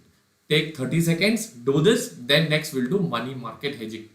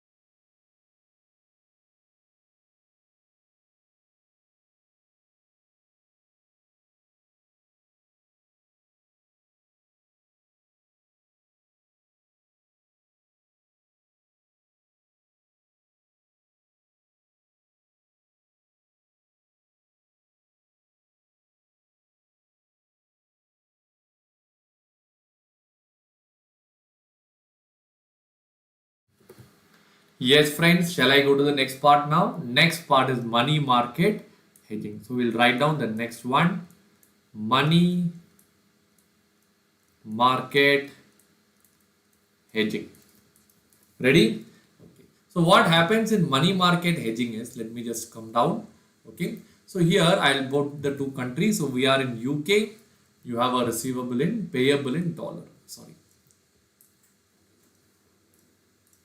So first I'll write down UK. Here we'll write down US. So in UK you have a payable. So what will you do? You will create a asset in US. So you will deposit some money in US, which along with the deposit rates, that's 4.5 into 6 by 12,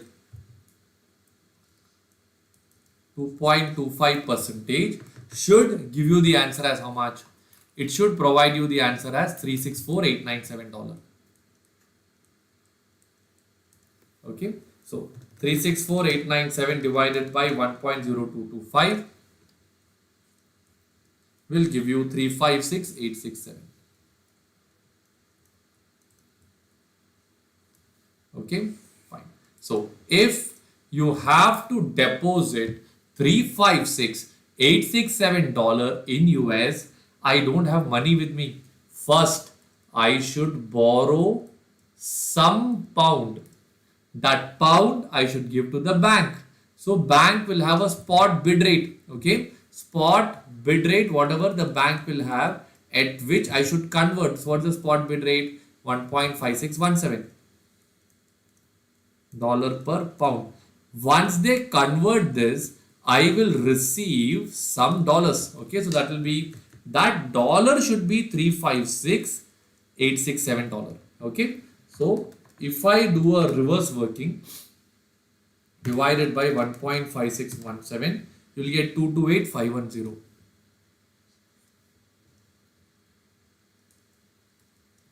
Pound. Okay, so this money, if I borrow, I will have to pay a borrowing rate on that. How much is the borrowing rate in UK? That is 3.5%. You get 236,510. So this money will be paid by, I think, me, who's the paid by A Limited. Okay, this will be used to settle the supplier. Come on friends, quickly write down this, then we go to the currency option part.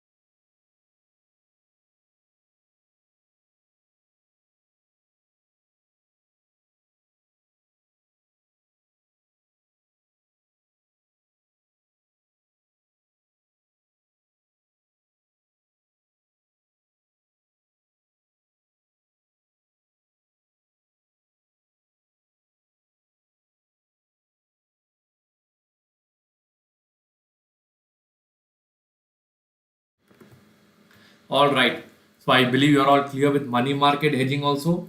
Can I go to the next part now? Next part is tricky. So we'll write down the next working note, analysis of options. So first we'll put all the data pertaining to options and then only we can start solving it. Okay, ready? Let's go into it. So in options, they have told there is a contract size of 12,500 pounds. So I'll write down contract size is 12,500 pounds. All right. Then they have told option premium for a GBP at a strike price of 1.7. So you have an exercise price or you have a strike price of 1.7 dollar bar pound. Point number 3, they have given you the call premium as 0.037. Call premium is 0.037. What about the put premium? I believe it is 0.096 dollar per pound. They have given you the duration, which is the same as earlier. How much is the duration? It is 6 months. All right. Now, first thing that we need to understand from this data is whether it is going to be a call option or whether it is going to be a put option. Now to understand this, we will draw the same diagram which we always draw, which helps us to understand whether it is a bid rate or whether it is an ask rate. Now here we have a payable. So what will you do? You will buy dollar, and the bank will do what? The bank will sell dollar. In return, the bank will buy pound, and what are we going to do? Sell pound. What is the exchange rate that we have? Dollar bar pound. What is the commodity? Pound. What is the bank doing? Buy pound. What is the customer doing? Sell pound. So if the bank is doing buy pound, it will be what rate? Bid rate. If the customer is doing a sell, ideally the customer has a right to sell. If that is the case, can I say the customer is supposed to do what? Buy a put option, because put option is nothing but a right to sell.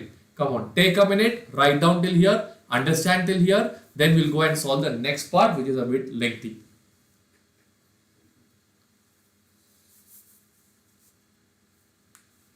I hope you're all not very much tired, friends. I hope you're able to understand things. In the next 1 or 2 hours, we are done with complete Forex. Then you can sleep peacefully. And tomorrow, fresh, you can focus on the other topics. As I told you, you can start off with portfolio management tomorrow morning. Okay?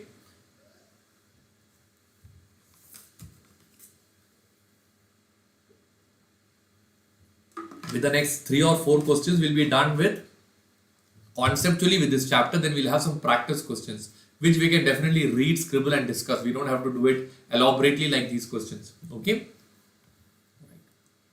Okay friends, so I believe you are all done writing till here in your books. I'll go to the next part now. So once we get this, okay, let me go to the next part. Okay. Next working note. Action in the option market. So the first thing that comes over here will be Roman number 1, which is number of contracts. Okay, so I'll write down point number A, dollar payable, $364,897. Correct. What is the strike price? $1.7 per pound. So what will be the pound payable? 214,645 pounds. Okay, right. Okay, 214,645 pounds. After this, the next part will be the contract size. What is the contract size? Everyone tell me. Is it 12,500 pound? Right. So from this, can you find out the number of contracts? Okay, so what's the number of contracts? You get the answer as 17.1716 contracts. Now tell me friends, can I enter into 17.1716 contracts? No, I can only enter into how many contracts? I can only enter into 17 contracts. Balance in this question, we will go under the forward market. How much is that turning out to be? 0.1716. I told you this diagram will have 3 layers. Layer number 1, layer number 2, layer number 3. So when I go to layer number 2, I think I will get the number as 214,645, 212,500. Okay, and here I will get 2145. Okay, what about the next one? 364,897 divided by 17.1716, that will be 361,250. Okay, minus 361,250 will be $3,647. Everybody clear with this part now? Okay, so once I get this part, I'll go to the next one, Roman number 2, amount payable on put option. So now when you go for a put option, you will have 361,250 pound and the strike price will be $1.70 bar pound. will get, sorry, I think I made some mistake here. It is 361250 is dollar. So 361250 divided by 1.7. You get the answer as 2,12,500 pound. Okay. Then I'll write down Roman number 3. Amount payable in the forward market. Now tell me, what about the forward market, friends? How much will come in the forward market? That is the balance. $3647. $3647. That will go into forward. So what is the forward rate? I have to buy dollar, bank will sell dollar. So in return, bank will buy pound, bid rate, forward bid rate.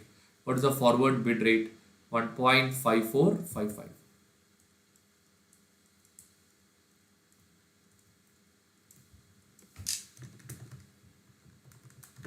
That will be 2360 pound. Alright, so we found out two things. We got the option, we got this thing. Now we have one more thing left to be done.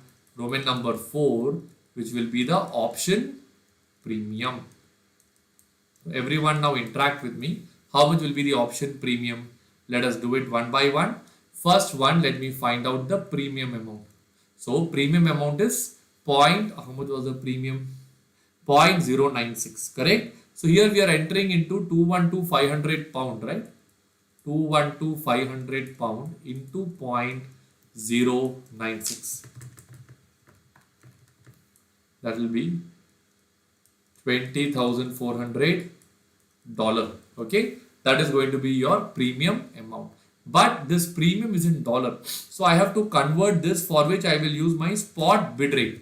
What is the spot bid rate? 1.5617, because I have to buy, bank will sell, correct.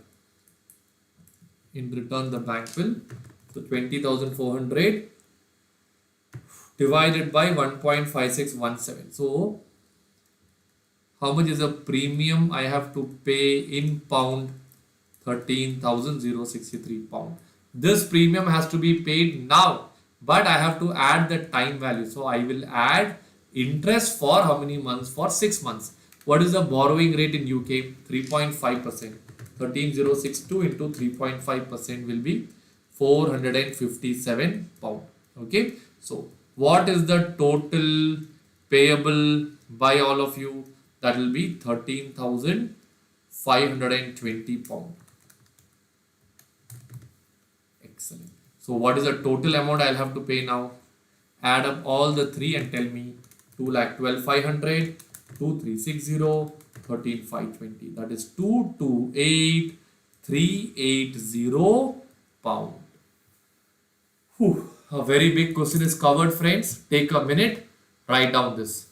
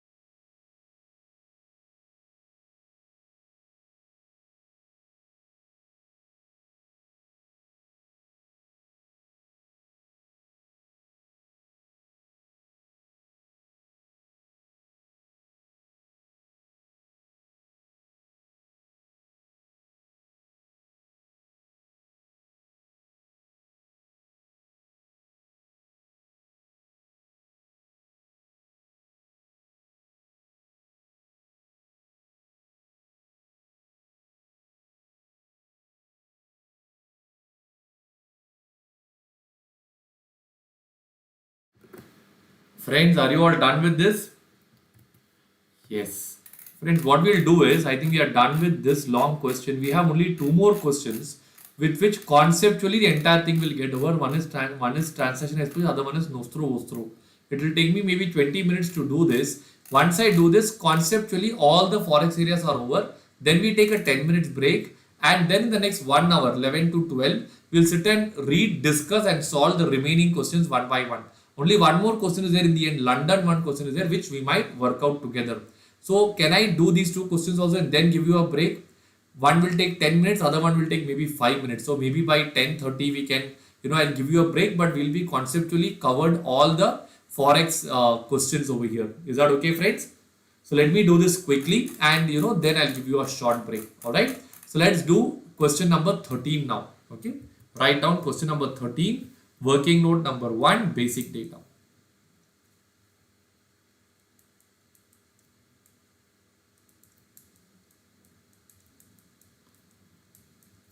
Basic data. All right. So here let's say Omega is exporting to Germany after buying from Singapore 2400 units. So I'll write down the number of units that you have over here is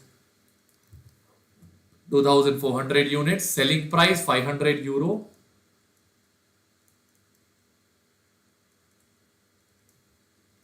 €500 per unit. Purchase cost is 800 Singapore dollar. 800 Singapore dollar.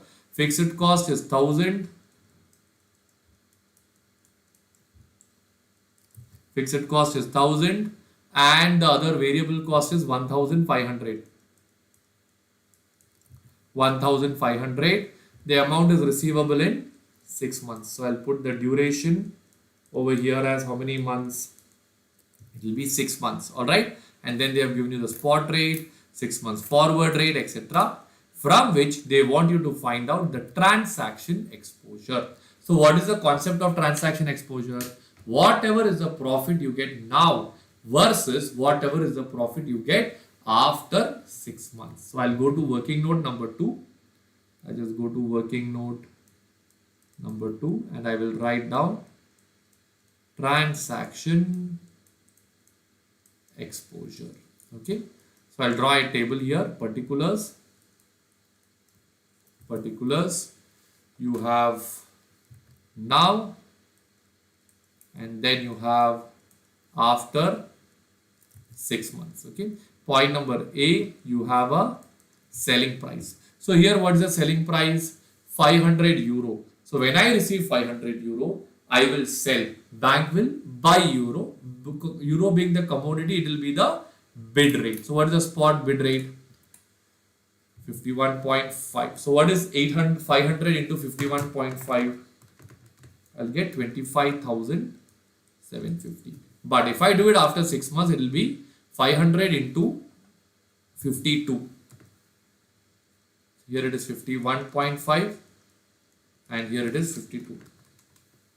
That is 26,000. Okay. Then we'll have point number B. What is point number B? Purchase cost. So tell me now, how much will be the purchase cost? Purchase cost is 800 Singapore dollar. Ask rate will be applicable because I'm buying Singapore dollar, the bank is selling. So spot ask rate is how much? 27.25. So what is 800 into 27.25?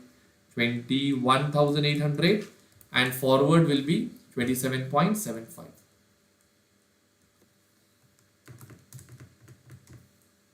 22,200. Okay. So now from this, and apart from this, you have variable cost and fixed cost also. So I'll write down the next one. Variable cost plus fixed cost. How much is that? 2,500 per unit. Okay. So once you put this, what do you get over here? You get the profit per unit. So 25,750 minus 21,800 minus 2,500. That is 1,450 minus 2,500. Do you get the answer as 1,300 over here? Right? What is the number of units that they are selling? Is it 2,400 units? So From this, I can find out what will be my total profit. That will be 34 lakh 80 in the first scenario. Okay. And 31 lakh 20,000 in the second scenario. So profit now versus profit later. When I do this, I'll get the answer as 3,60,000 will be my transaction exposure. Come on friends, quickly write down.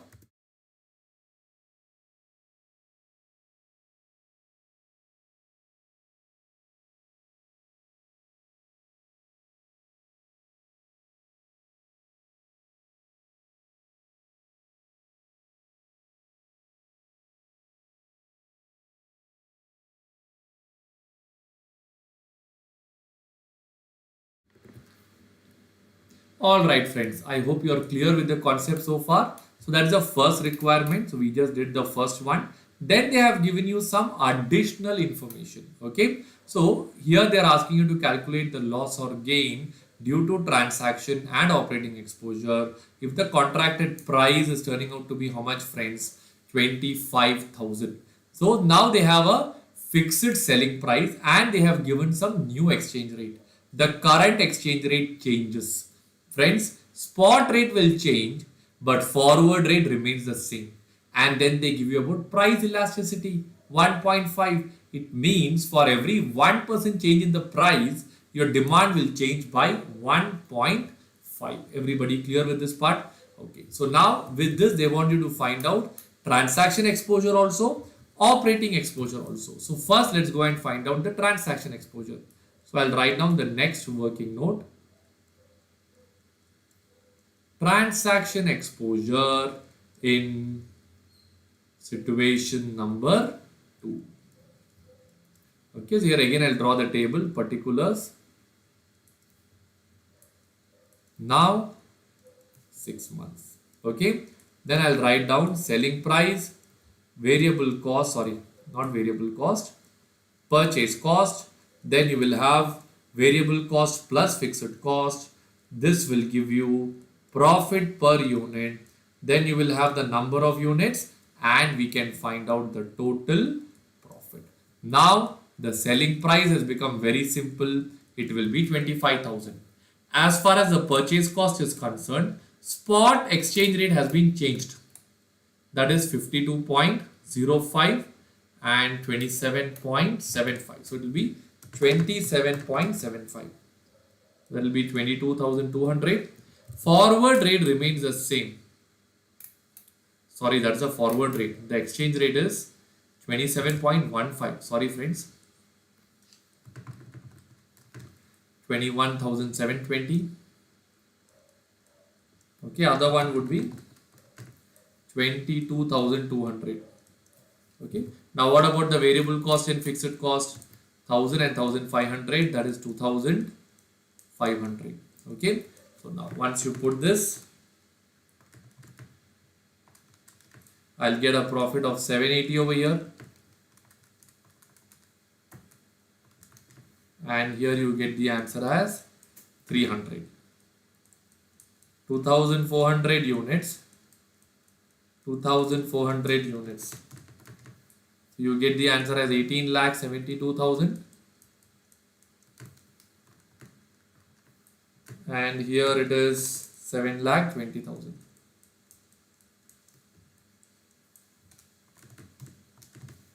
You get a transaction exposure of 11,52,000.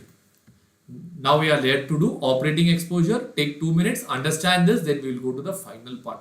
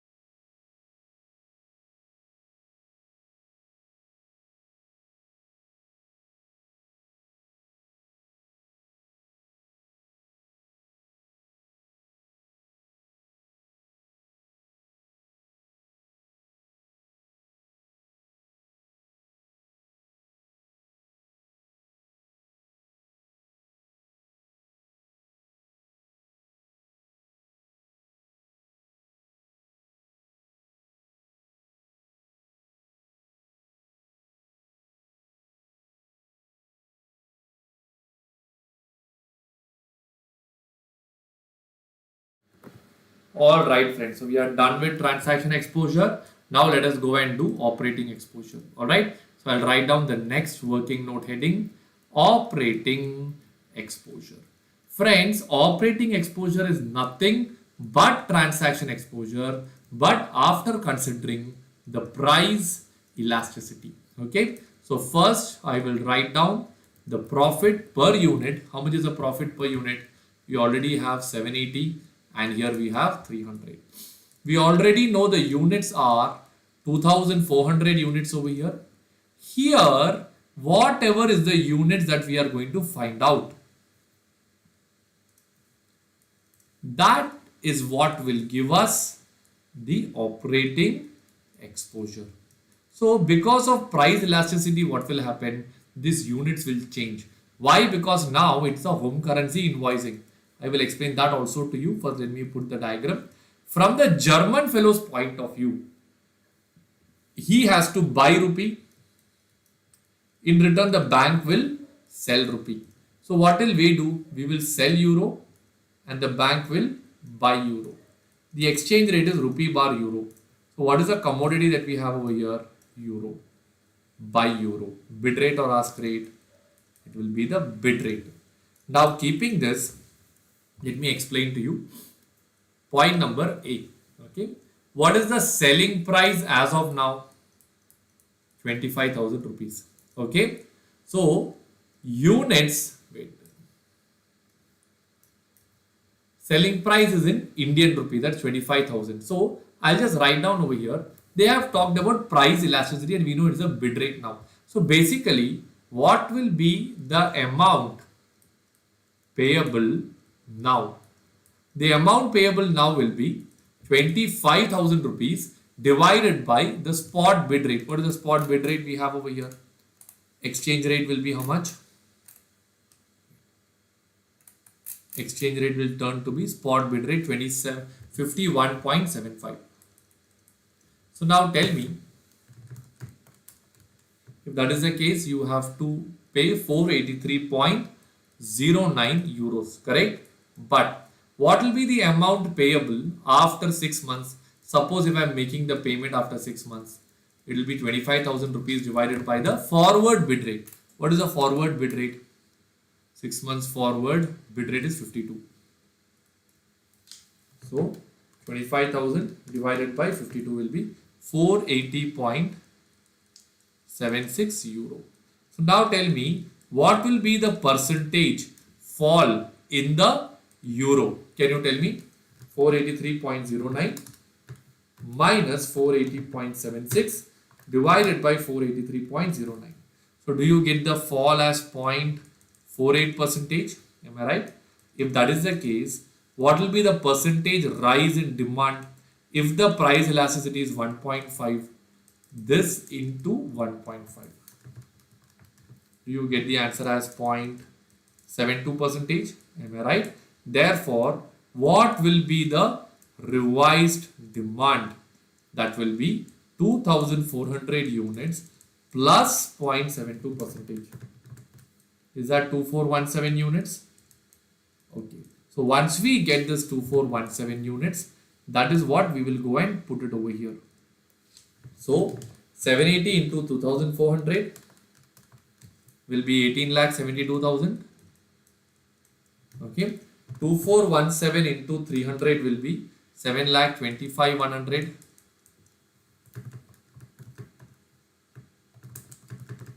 So you get the difference as 11,46,900. Okay. This is what we will call it as operating exposure. Done with this question, friends. Take a minute, understand all of this. We have only one more question and then we are conceptually done with Forex.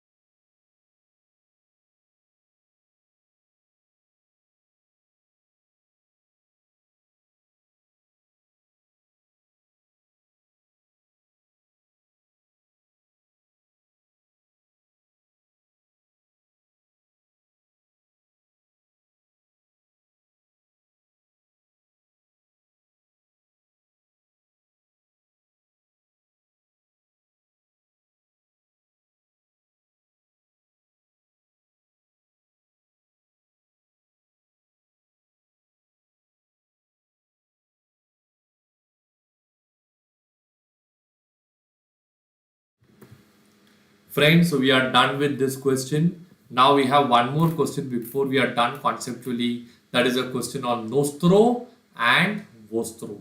So when you do this nostro vostro, it's a very simple question where you have two types of accounts. One is called as the exchange position, other one is called as the cash position. So let's take the question. First one, in nostro account you have a credit balance. Opening position overbought is 50,000. Purchasing a bill on Zurich. So when you buy a bill, it is not a real transaction, it is imaginary transactions. I'll just come down and show you the solution. So purchasing a bill on Zurich will be buy position. Okay. Then selling forward TT is again imaginary. It will only come in exchange position sell. Forward purchase contract cancelled. When you have a purchase contract, it will be buy. So when you cancel it, it will be sell. Okay. Remitted by TT means you are making payment. So when you make payment, it will affect in two places. One, it will come in the debit side of your cash position and credit side of your exchange position. 75 will come here also. It will come here also. Alright. After this, you have a draft on Zurich that is cancelled. Originally, you had a draft. So when you issue a draft, it should come on the debit side of cash account. Debit side of cash account means credit side of exchange position. But then when you cancel it, it will come on the debit part. So it's cancelled. So once you do this, you get the net position oversold as 5,000 here and your cash position will be 25,000 debit. Now, if they want to increase this to 30,000, how can they do it? You will have to buy 5,000 Swiss francs. The moment you buy 5,000 Swiss francs, this will become 30,000. But at the same time, this here, if you do 5,000 buy, your net effect will be what? Your net effect will be 0. Are you clear with this part? So then if you want to have that as 10,000 overbought position, what will you do? You will enter into a forward contract. So when you do forward, it will only affect your exchange position. And here this plus 10,000, you will get the answer as 10,000 over what? Are you all clear with this part now, friends? Right? Take a minute, read through it. If you have any doubts, you ask me. We'll take a break after this question. So we are done with this entire chapter conceptually, friends. You have a few more questions to work out. Do you want to work them out alone or you want to discuss and do it with me? You let me know. Accordingly, we'll do it. Being only one day for the exam, I would prefer going by whatever choice you are comfortable with. Okay. Come on, just read through this. If you have any doubts, let me know.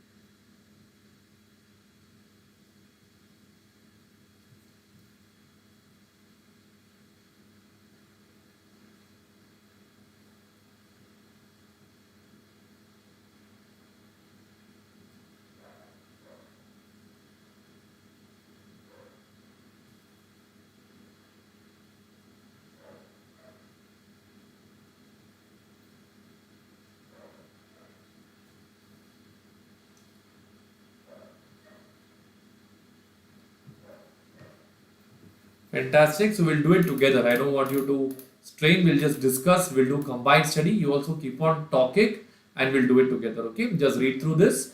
We are done with this question.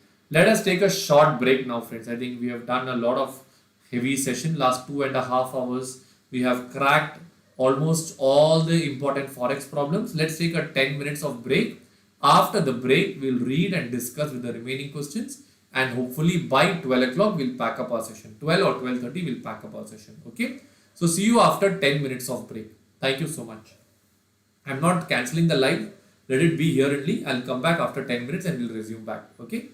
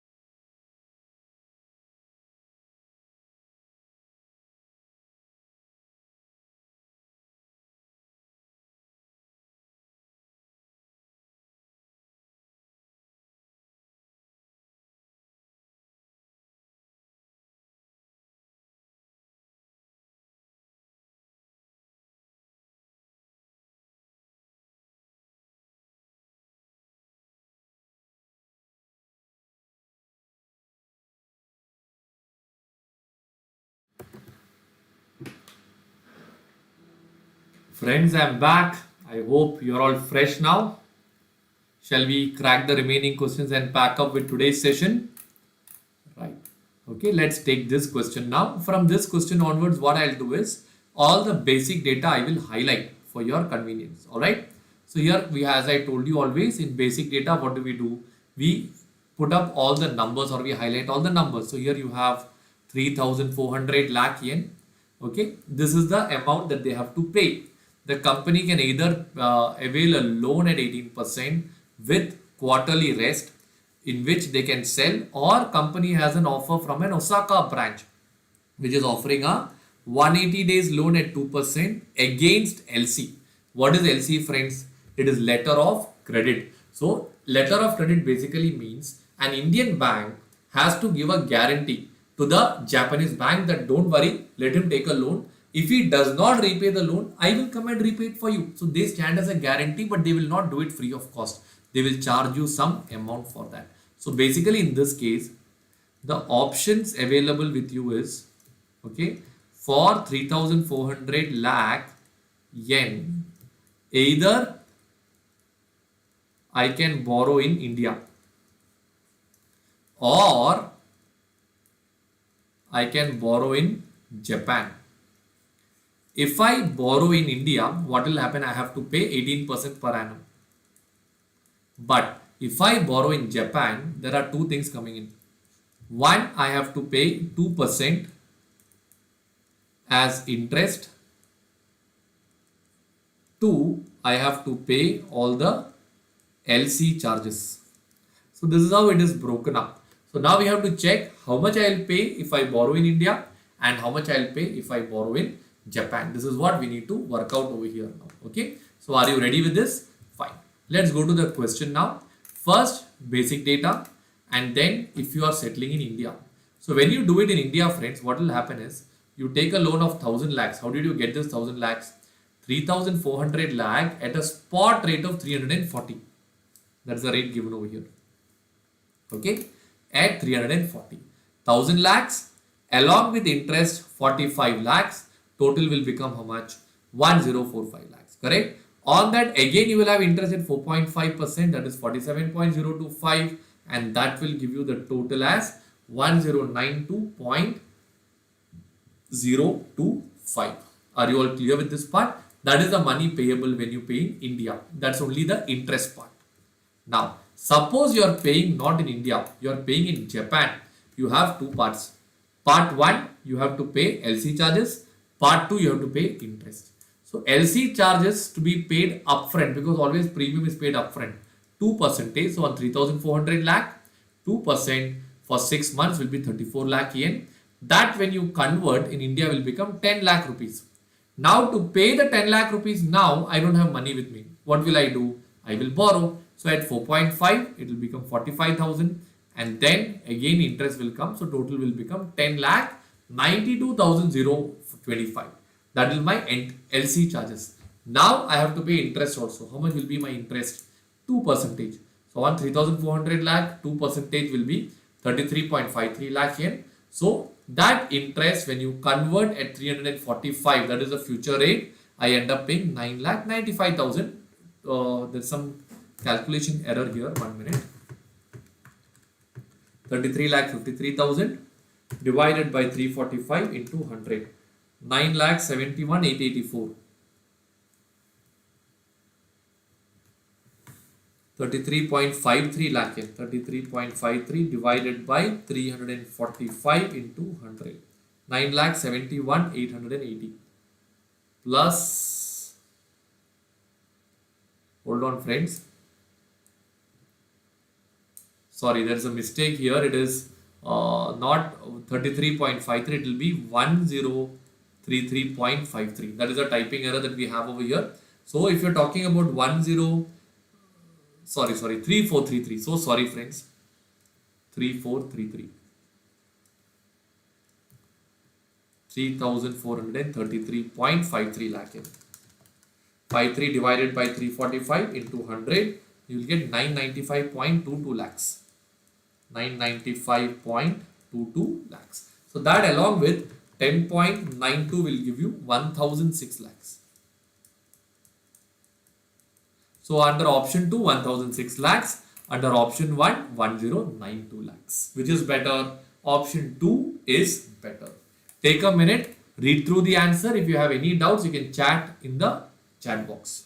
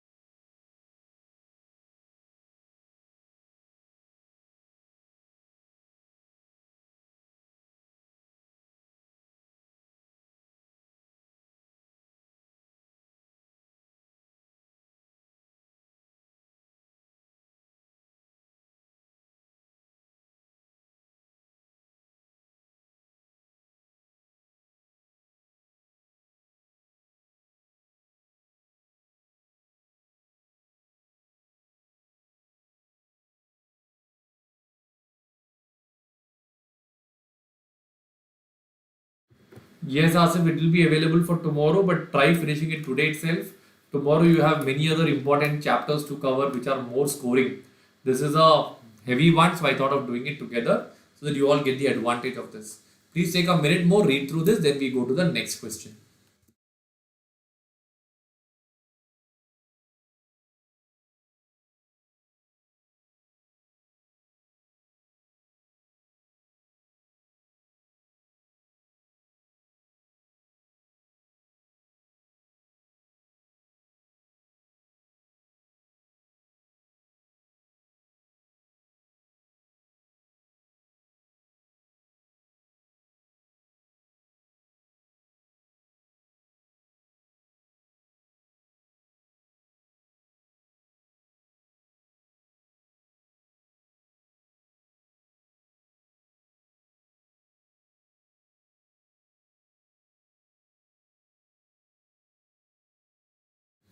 All right, friends, I'm done with this question. Let's go to the second one.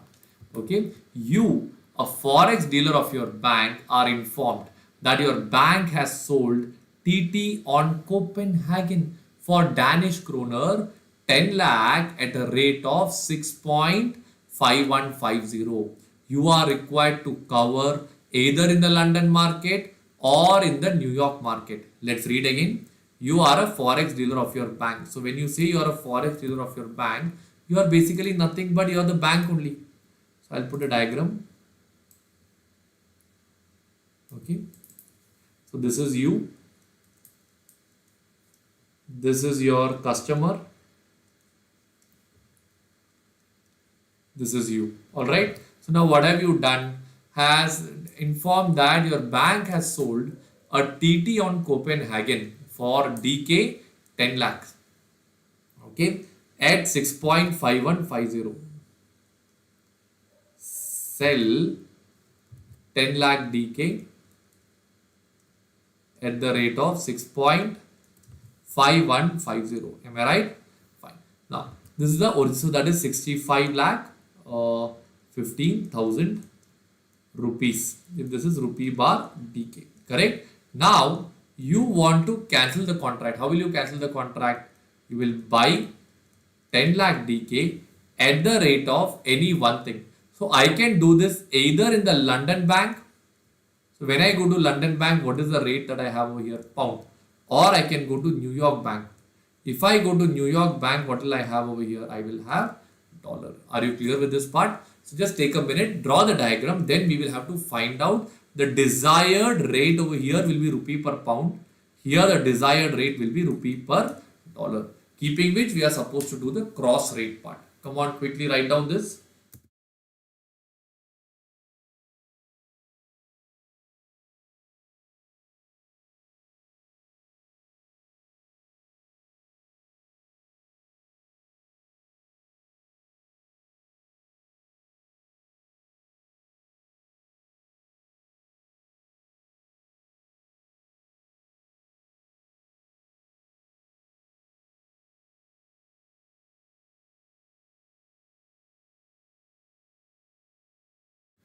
All right, friends. Now, once you are clear with this part, let's go and read the question.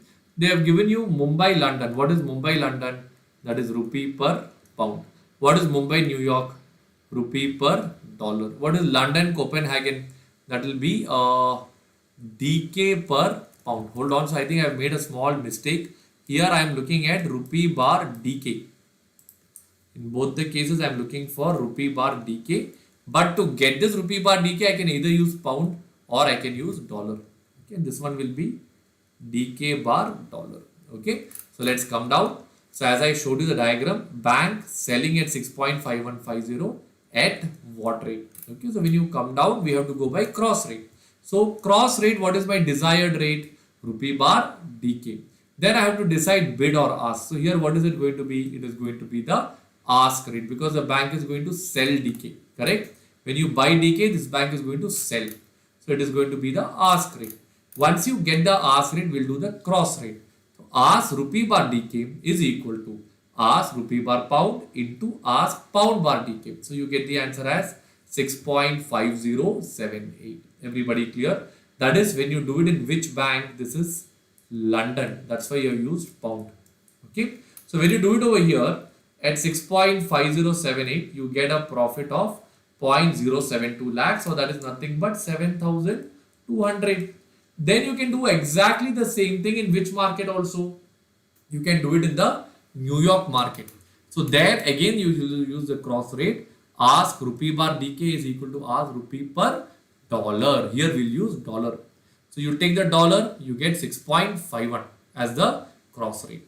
So once you get the cross rate as 6.51, you multiply, you make a gain over here of how much? 5,000. Whereas in the earlier case, you made a gain of how much, friends? 7,200. So which is better? London is better or New York is better? London is better. Take 2 minutes, read through the whole thing, understand it, then we go to the next part. Let's start from here.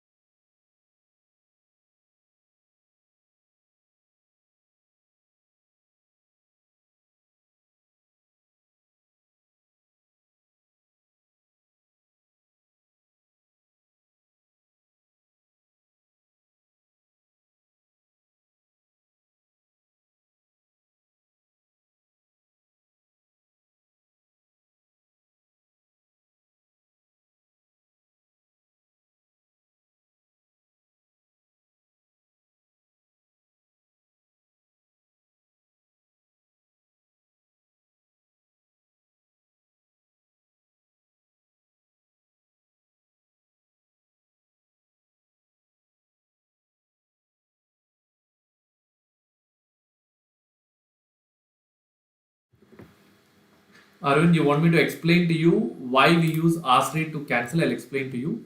Here, what are we doing, Arvind? We are buying DK, right?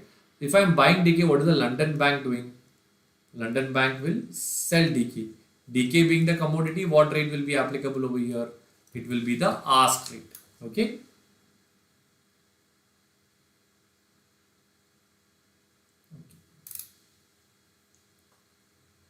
Once you get London, then New York is exactly the same thing replicated. Take a minute more, finish it off, then we'll go to the next question.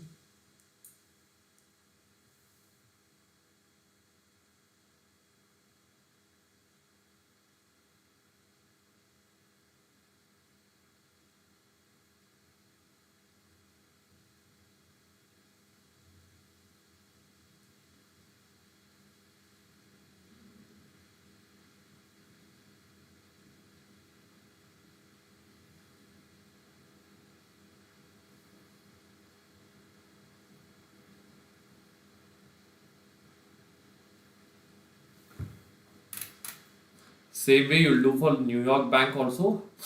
You get 6.51 and then you do this.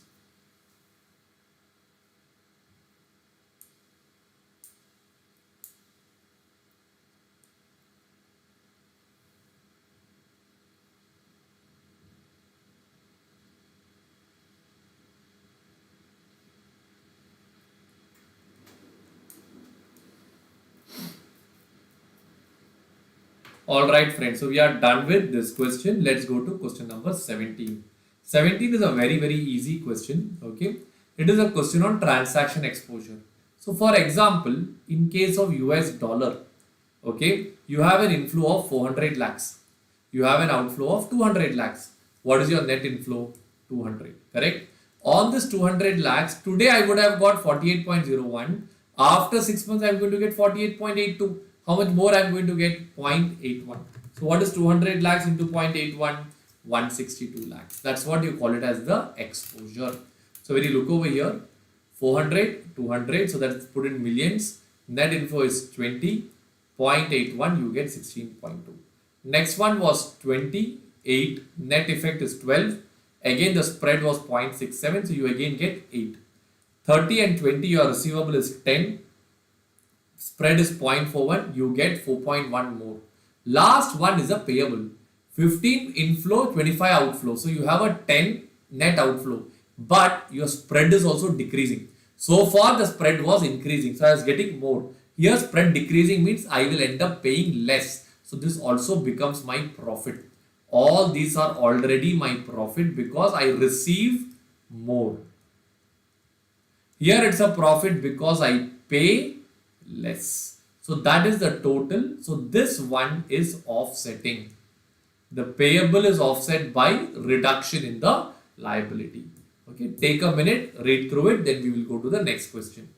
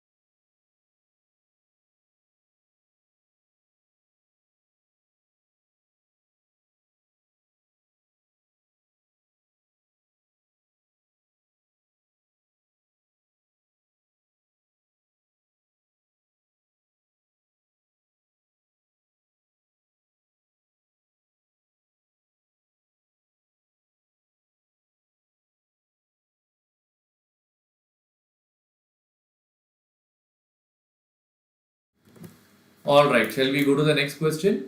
Yes, question number 18. Another good question. An importer customer of your bank wishes to book a forward contract with your bank on 3rd September for sale to him of SGD 5 lakh to be delivered on 30th October. So it's an importer customer. What will the importer customer do? Will he buy SGD or will he sell SGD? He will buy. That's why they don't sell to him. So it is purchased by him. Okay. So he is going to buy 5 lakh SGD. That is to be delivered on what date? 30th October. So I'll just put the key points over here. Buy 5 lakh SGD. Due on what date? On 30th October. Okay. So they are asking the swap points, everything is given for INR bar USD, that is rupee bar dollar is given. Same way they have given you Singapore dollar bar USD. So it's INR bar SG, same way it will be SGD bar dollar is also given.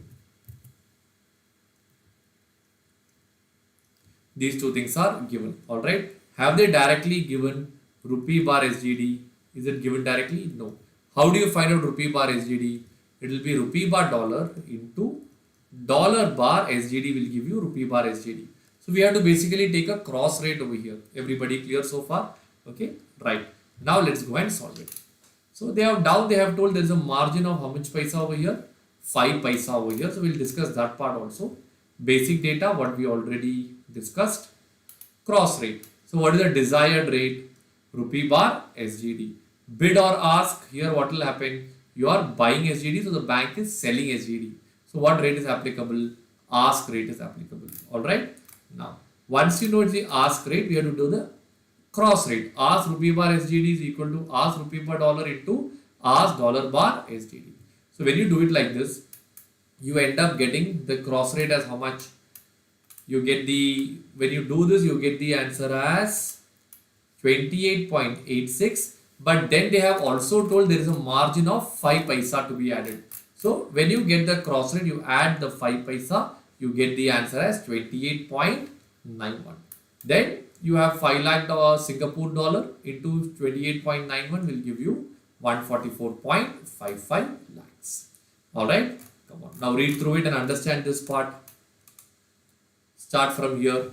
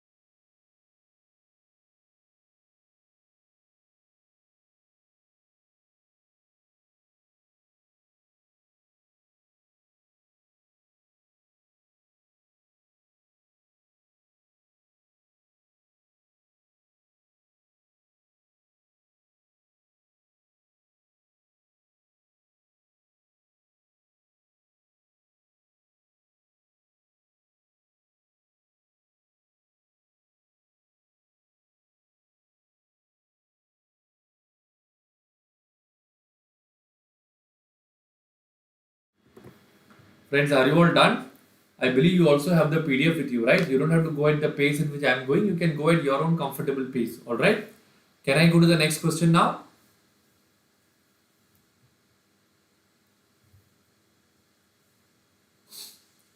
Alright.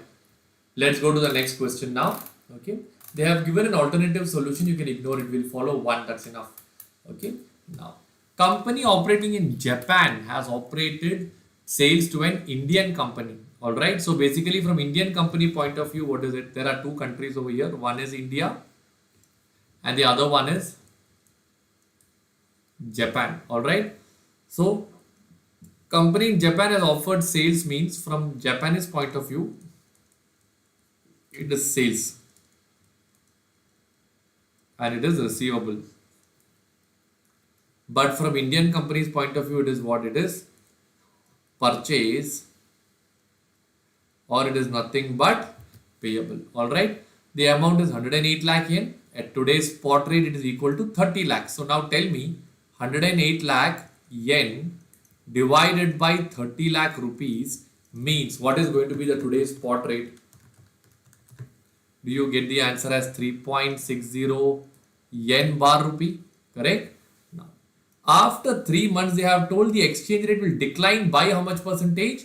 10 percentage. So when 3.6 yen is going to decline by 10 percentage minus 10 percentage, your new rate will be how much? It will be 3.24 yen per rupee. Alright. There is a forward rate that is already available at 3.3. So they are asking you which is better.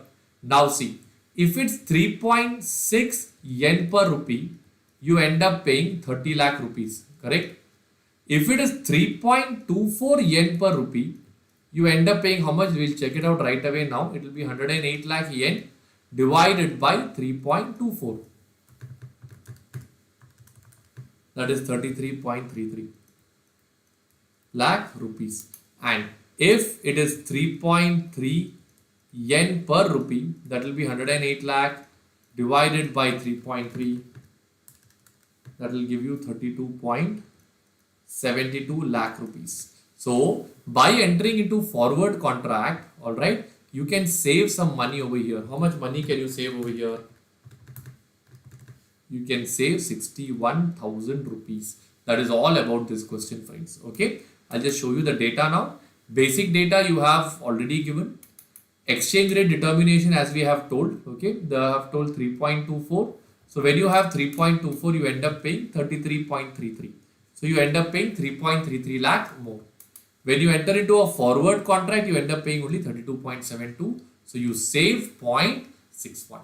Now take 2 minutes, read through this and understand this part also. Then we go to the next question.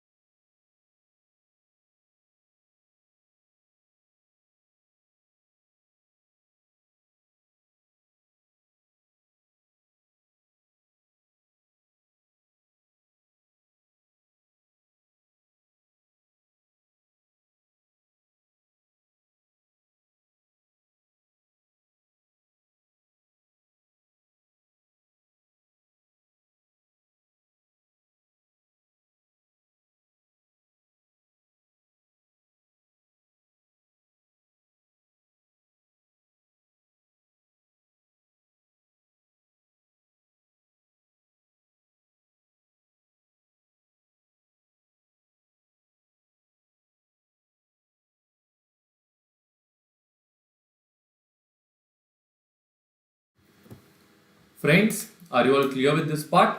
Shall I go to the next one now? Perfect. Let's go to the next question. Next question is a very easy problem. You have, in this case, you have exported some goods to USA, Japan and Europe. Your credit period is 90 days. Okay, so they have given you the variable cost. They've given you the export sale, selling price, and the receipt that you are having.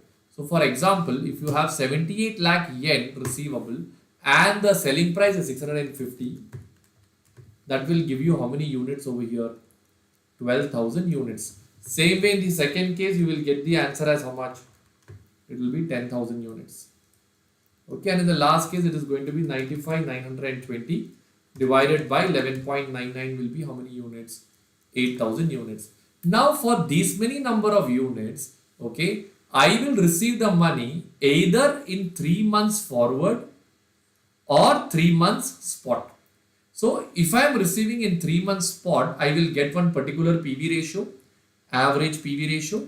If I do it in forward, I will get some other PV ratio. So my objective over here is to check which one is better. 3 months spot is better or 3 months forward is better. Alright. So first thing, yen, when you receive money, you will sell yen. Bank will buy yen. But the commodity is rupee. So when they sell rupee, it will be the ask rate. Are you clear with this part? So let's go down and check for the first one. See, PV ratio if the amount is received at the spot rate. Okay, so if you receive it in the spot rate, let's see sale value. You got 12,000, 10,000, 8,000. Variable cost is also given. Spot rate is given. When you convert, you get this number. Variable cost, you get this much. Contribution, and you get the PV ratio as 19%. This is if you do at the spot rate. After spot rate, as I told you, it is going to be the ask rate because rupee is the commodity. Next part, you receive it after 3 months spot rate. Their same numbers, you get a PV ratio of 19.17. If you go for forward, you get 19.56. So which is better over here? 19.56 is better. Take 5 minutes time, read through each of these working notes. Once you get grip on one working note, the remaining will be very, very easy. Please do it.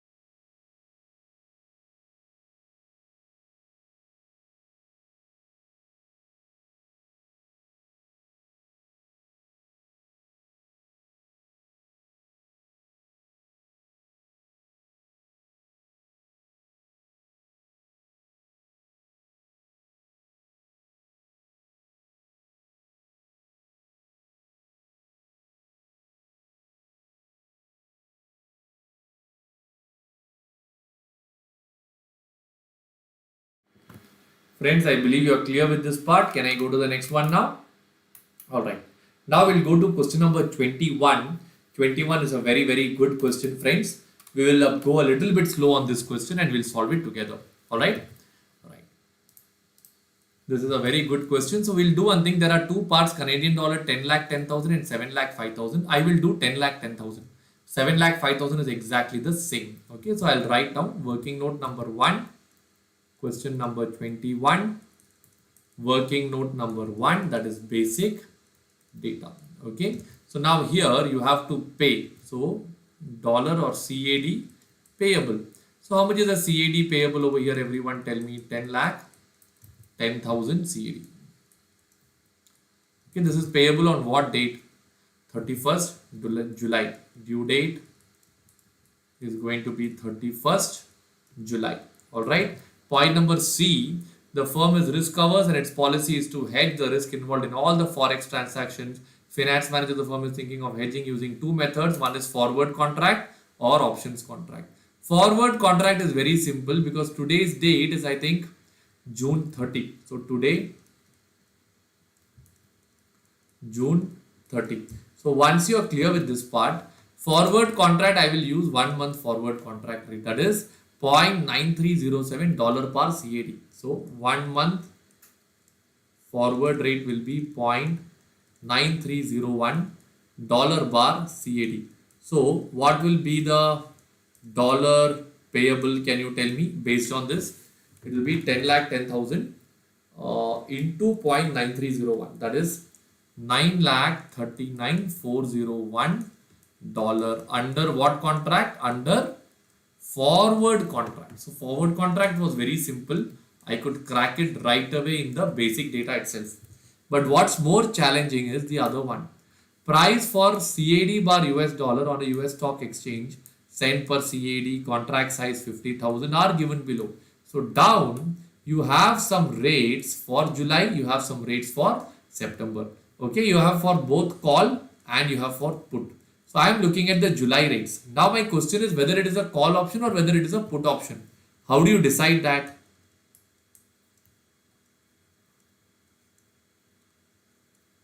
Okay, I have a payable. So what will I do? Buy CAD, sell dollar. What will the bank do? Buy dollar, sell CAD.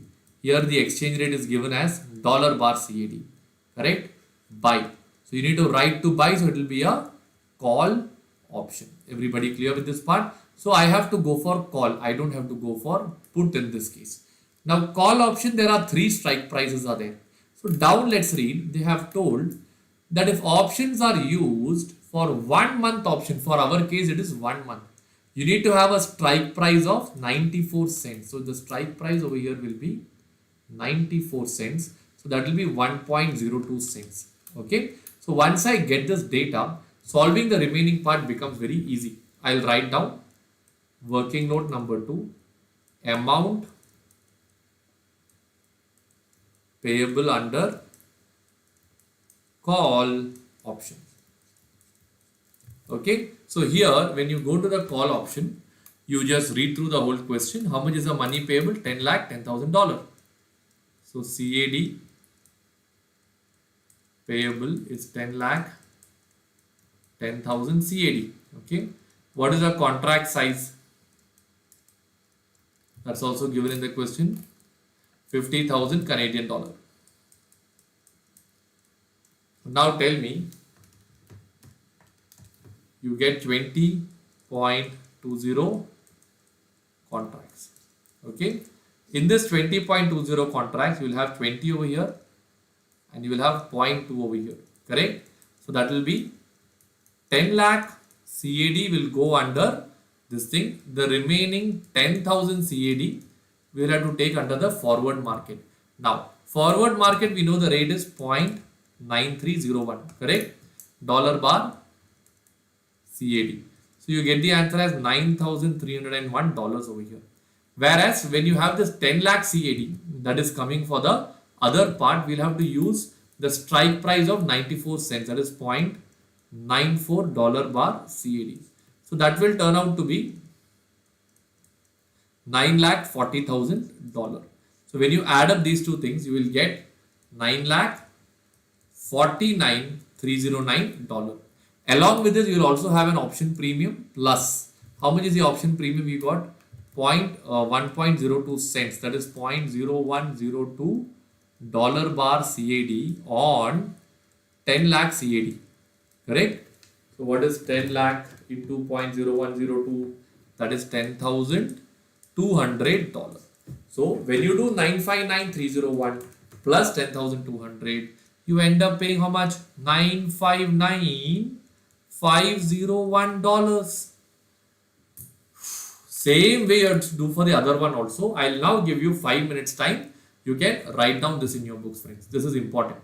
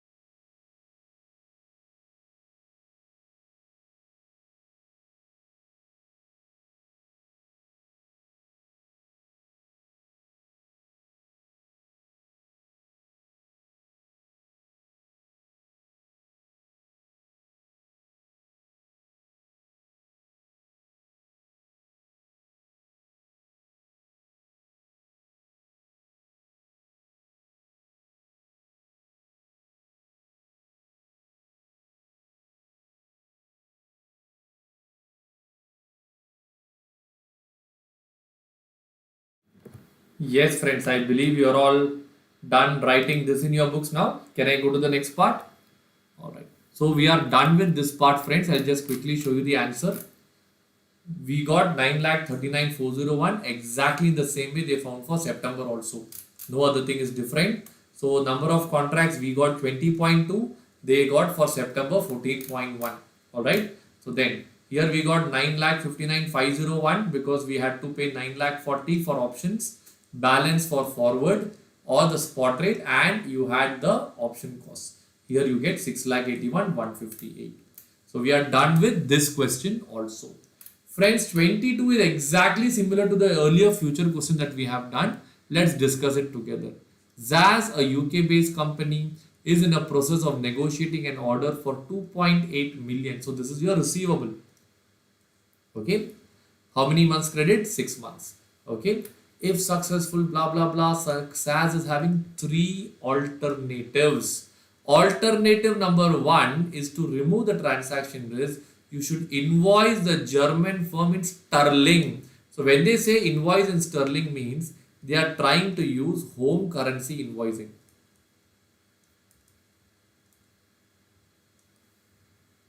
Are you clear with this part? Okay, that is option number one.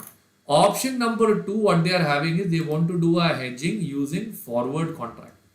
Option number three, they want to use a future contract. So these are the three options available. One is home currency invoicing, but in home currency also you have to be very careful. They are using the average spot rate. So you should take the bid, you should take the ask, and from these two things you are supposed to find out the average spot rate. Are you all clear with this part, friends? 1 minute.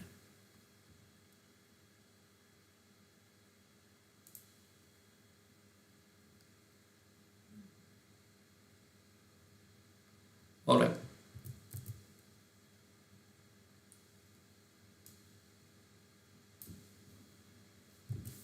Okay, friends. So you have home currency invoicing, you have forward contract, and then you have futures contract also available. They have given you the data, they have given you the spot rate, they have given you the forward points. Cents, are they in ascending order or descending order?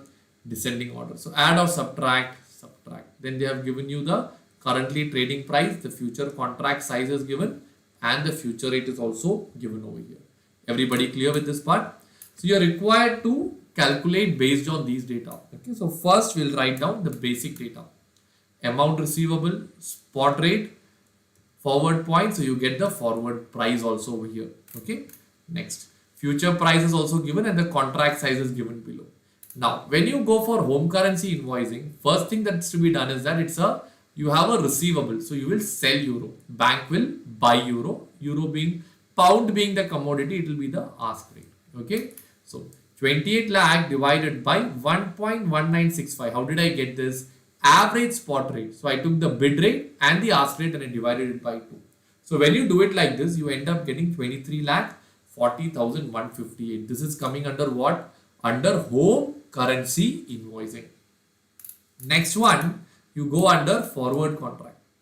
So when you go under forward contract, here what will happen? You directly take the forward rate. Okay. So that is 1.1915. You get 23 lakh 49,979. Last one, we go for futures. Futures, we have the following 4 steps. What are the 4 steps? Number of contracts, sell future, buy future, sell spot. So first step is what? Number of contracts. 28 lakh euro. Take the future rate. Take the pound receivable. Contract size 37.511. Once you get this, you have to draw a diagram. Diagram, how many layers are going to be there, friends? 3 layers. Okay, so we'll just put the layer again over here. Layer number 1, only 37 will come over here. 0.511 will go over here. So only 23 lakh 12,500 will come over here. Balance will go in the forward. 27 lakh 61 will come over here and 3 lakh 38 will come over here. Understood? Then we go by the same steps. Sell future, buy future, you get a gain or loss, then sell spot, and finally you get the net inflow, and balance in forward 32,000. So total will be 23 lakh 44. Take 5 minutes time, read through it thoroughly. If you have any doubts, please let me know.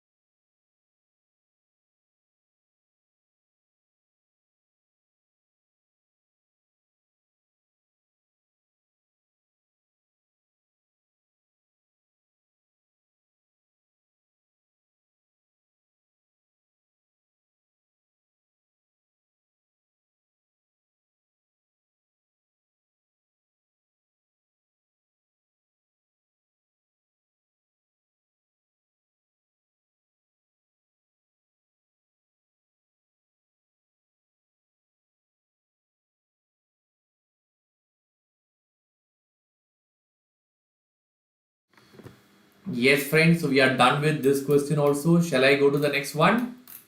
Perfect. Okay, let's go to the next one. I think this is a final question, friends. London, Frankfurt. It's a little tricky problem. Let's do this a bit slowly and let's conclude on this entire thing. All right. So your bank's London office has surplus funds. Let me open. Has surplus fund to the extent of 5 lakhs. So you have surplus money with you. How much is the surplus funds available with you? It is 5 lakh dollar that's available with you, correct? For a period of 3 months. The cost of funds is 4% per annum. That is the cost of funds. You can either invest this money in London or you can invest this money in New York, or I think you can invest this money in, what's the third place? London, New York or Frankfurt. So London is pound, Frankfurt is euro, New York is dollar. Okay. Down they have given you the rates 5%, 8%, 3%, other returns that you get over there. Now they have given you the spot rate, future swap points are given. Alright. And they are asking where are you supposed to, where investing will be the best option. So what we have to do is 5 lakh, if I invest in London, first thing I will have to convert from dollar to pound. Only then I can invest in London. Am I right? So first I'll convert, invest in London, and then I will see versus the opportunity cost. So let's check London together now. So London, how much is the surplus funds available? 5 lakh. You will convert at the spot rate. You will get this much of pounds. This you invest, you get this much of interest. Then your closing balance will be 3 lakh 28. Okay. Now you are going to take your cost of funds. So 4% is your opportunity cost. So on this 5 lakh dollar, at 4%, you would have got 5 lakh $5,000 in New York. That when you convert, you get 3 lakh 27,284. So when you compare these two things, you are making a gain of 1663 if you invest in London.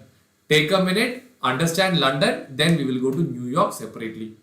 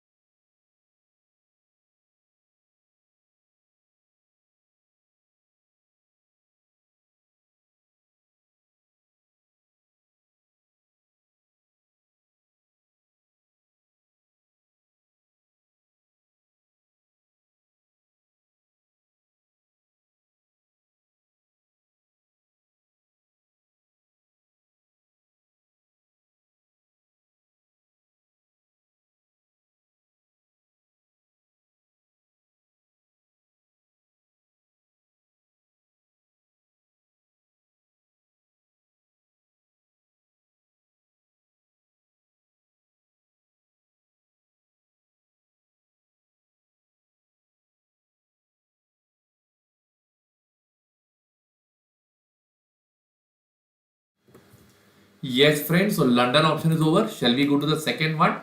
Option 2 is New York. So when you go to New York, it's very easy. Why? Already you have dollars with you. 5 lakh dollar. Okay. If you invest at 8%, you get $10,000. Closing will be 5 lakh 10.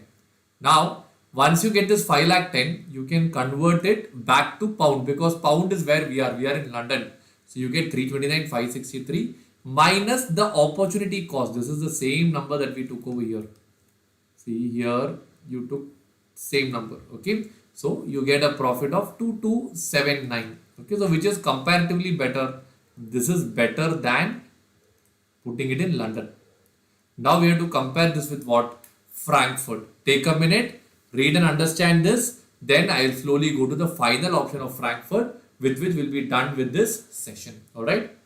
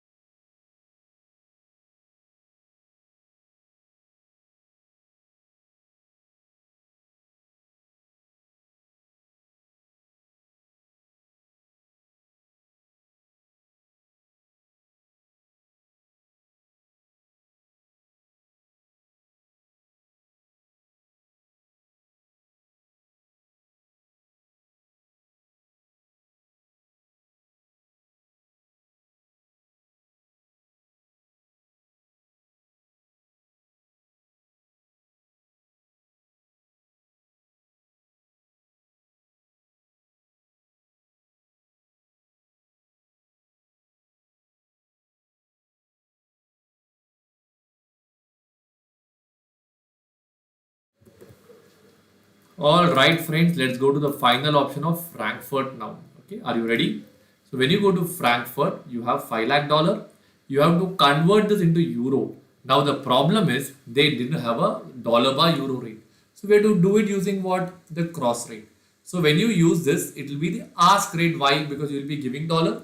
Bank will buy dollar. Bank will sell euro. Euro being the commodity, ask rate. So you put the equation, you got $0.8428 by euro.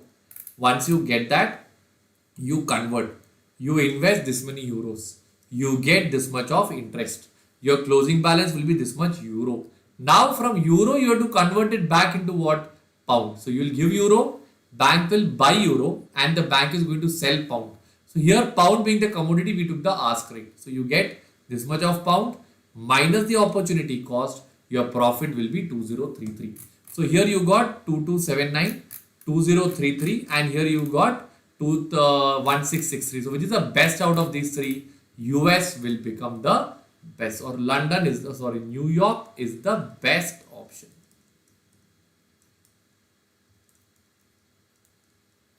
Take 2 more minutes, scribble it down. We are done with the session. I'll just take 5 more minutes of yours and we'll pack up.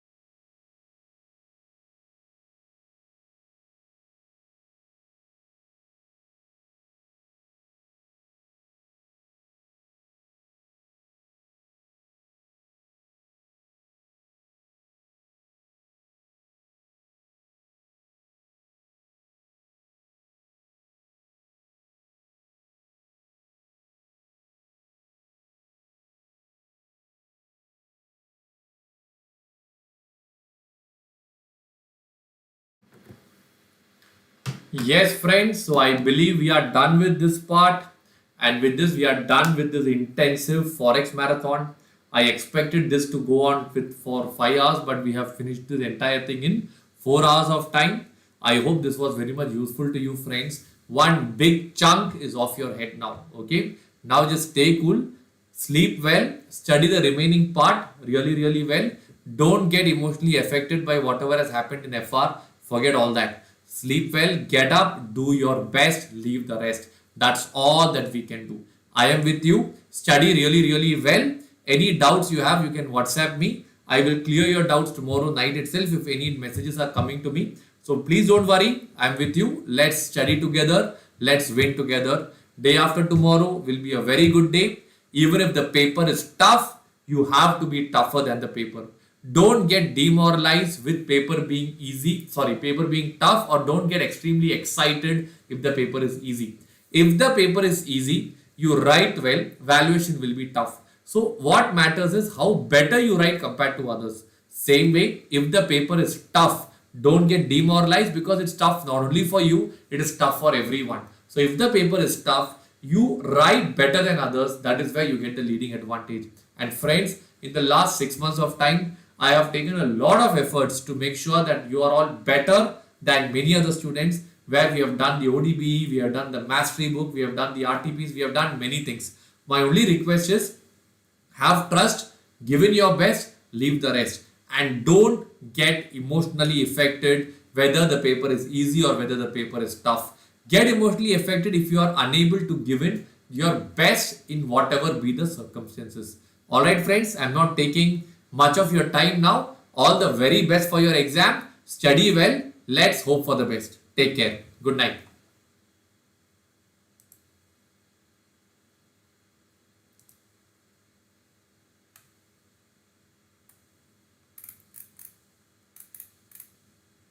Thank you so much everyone. Take care.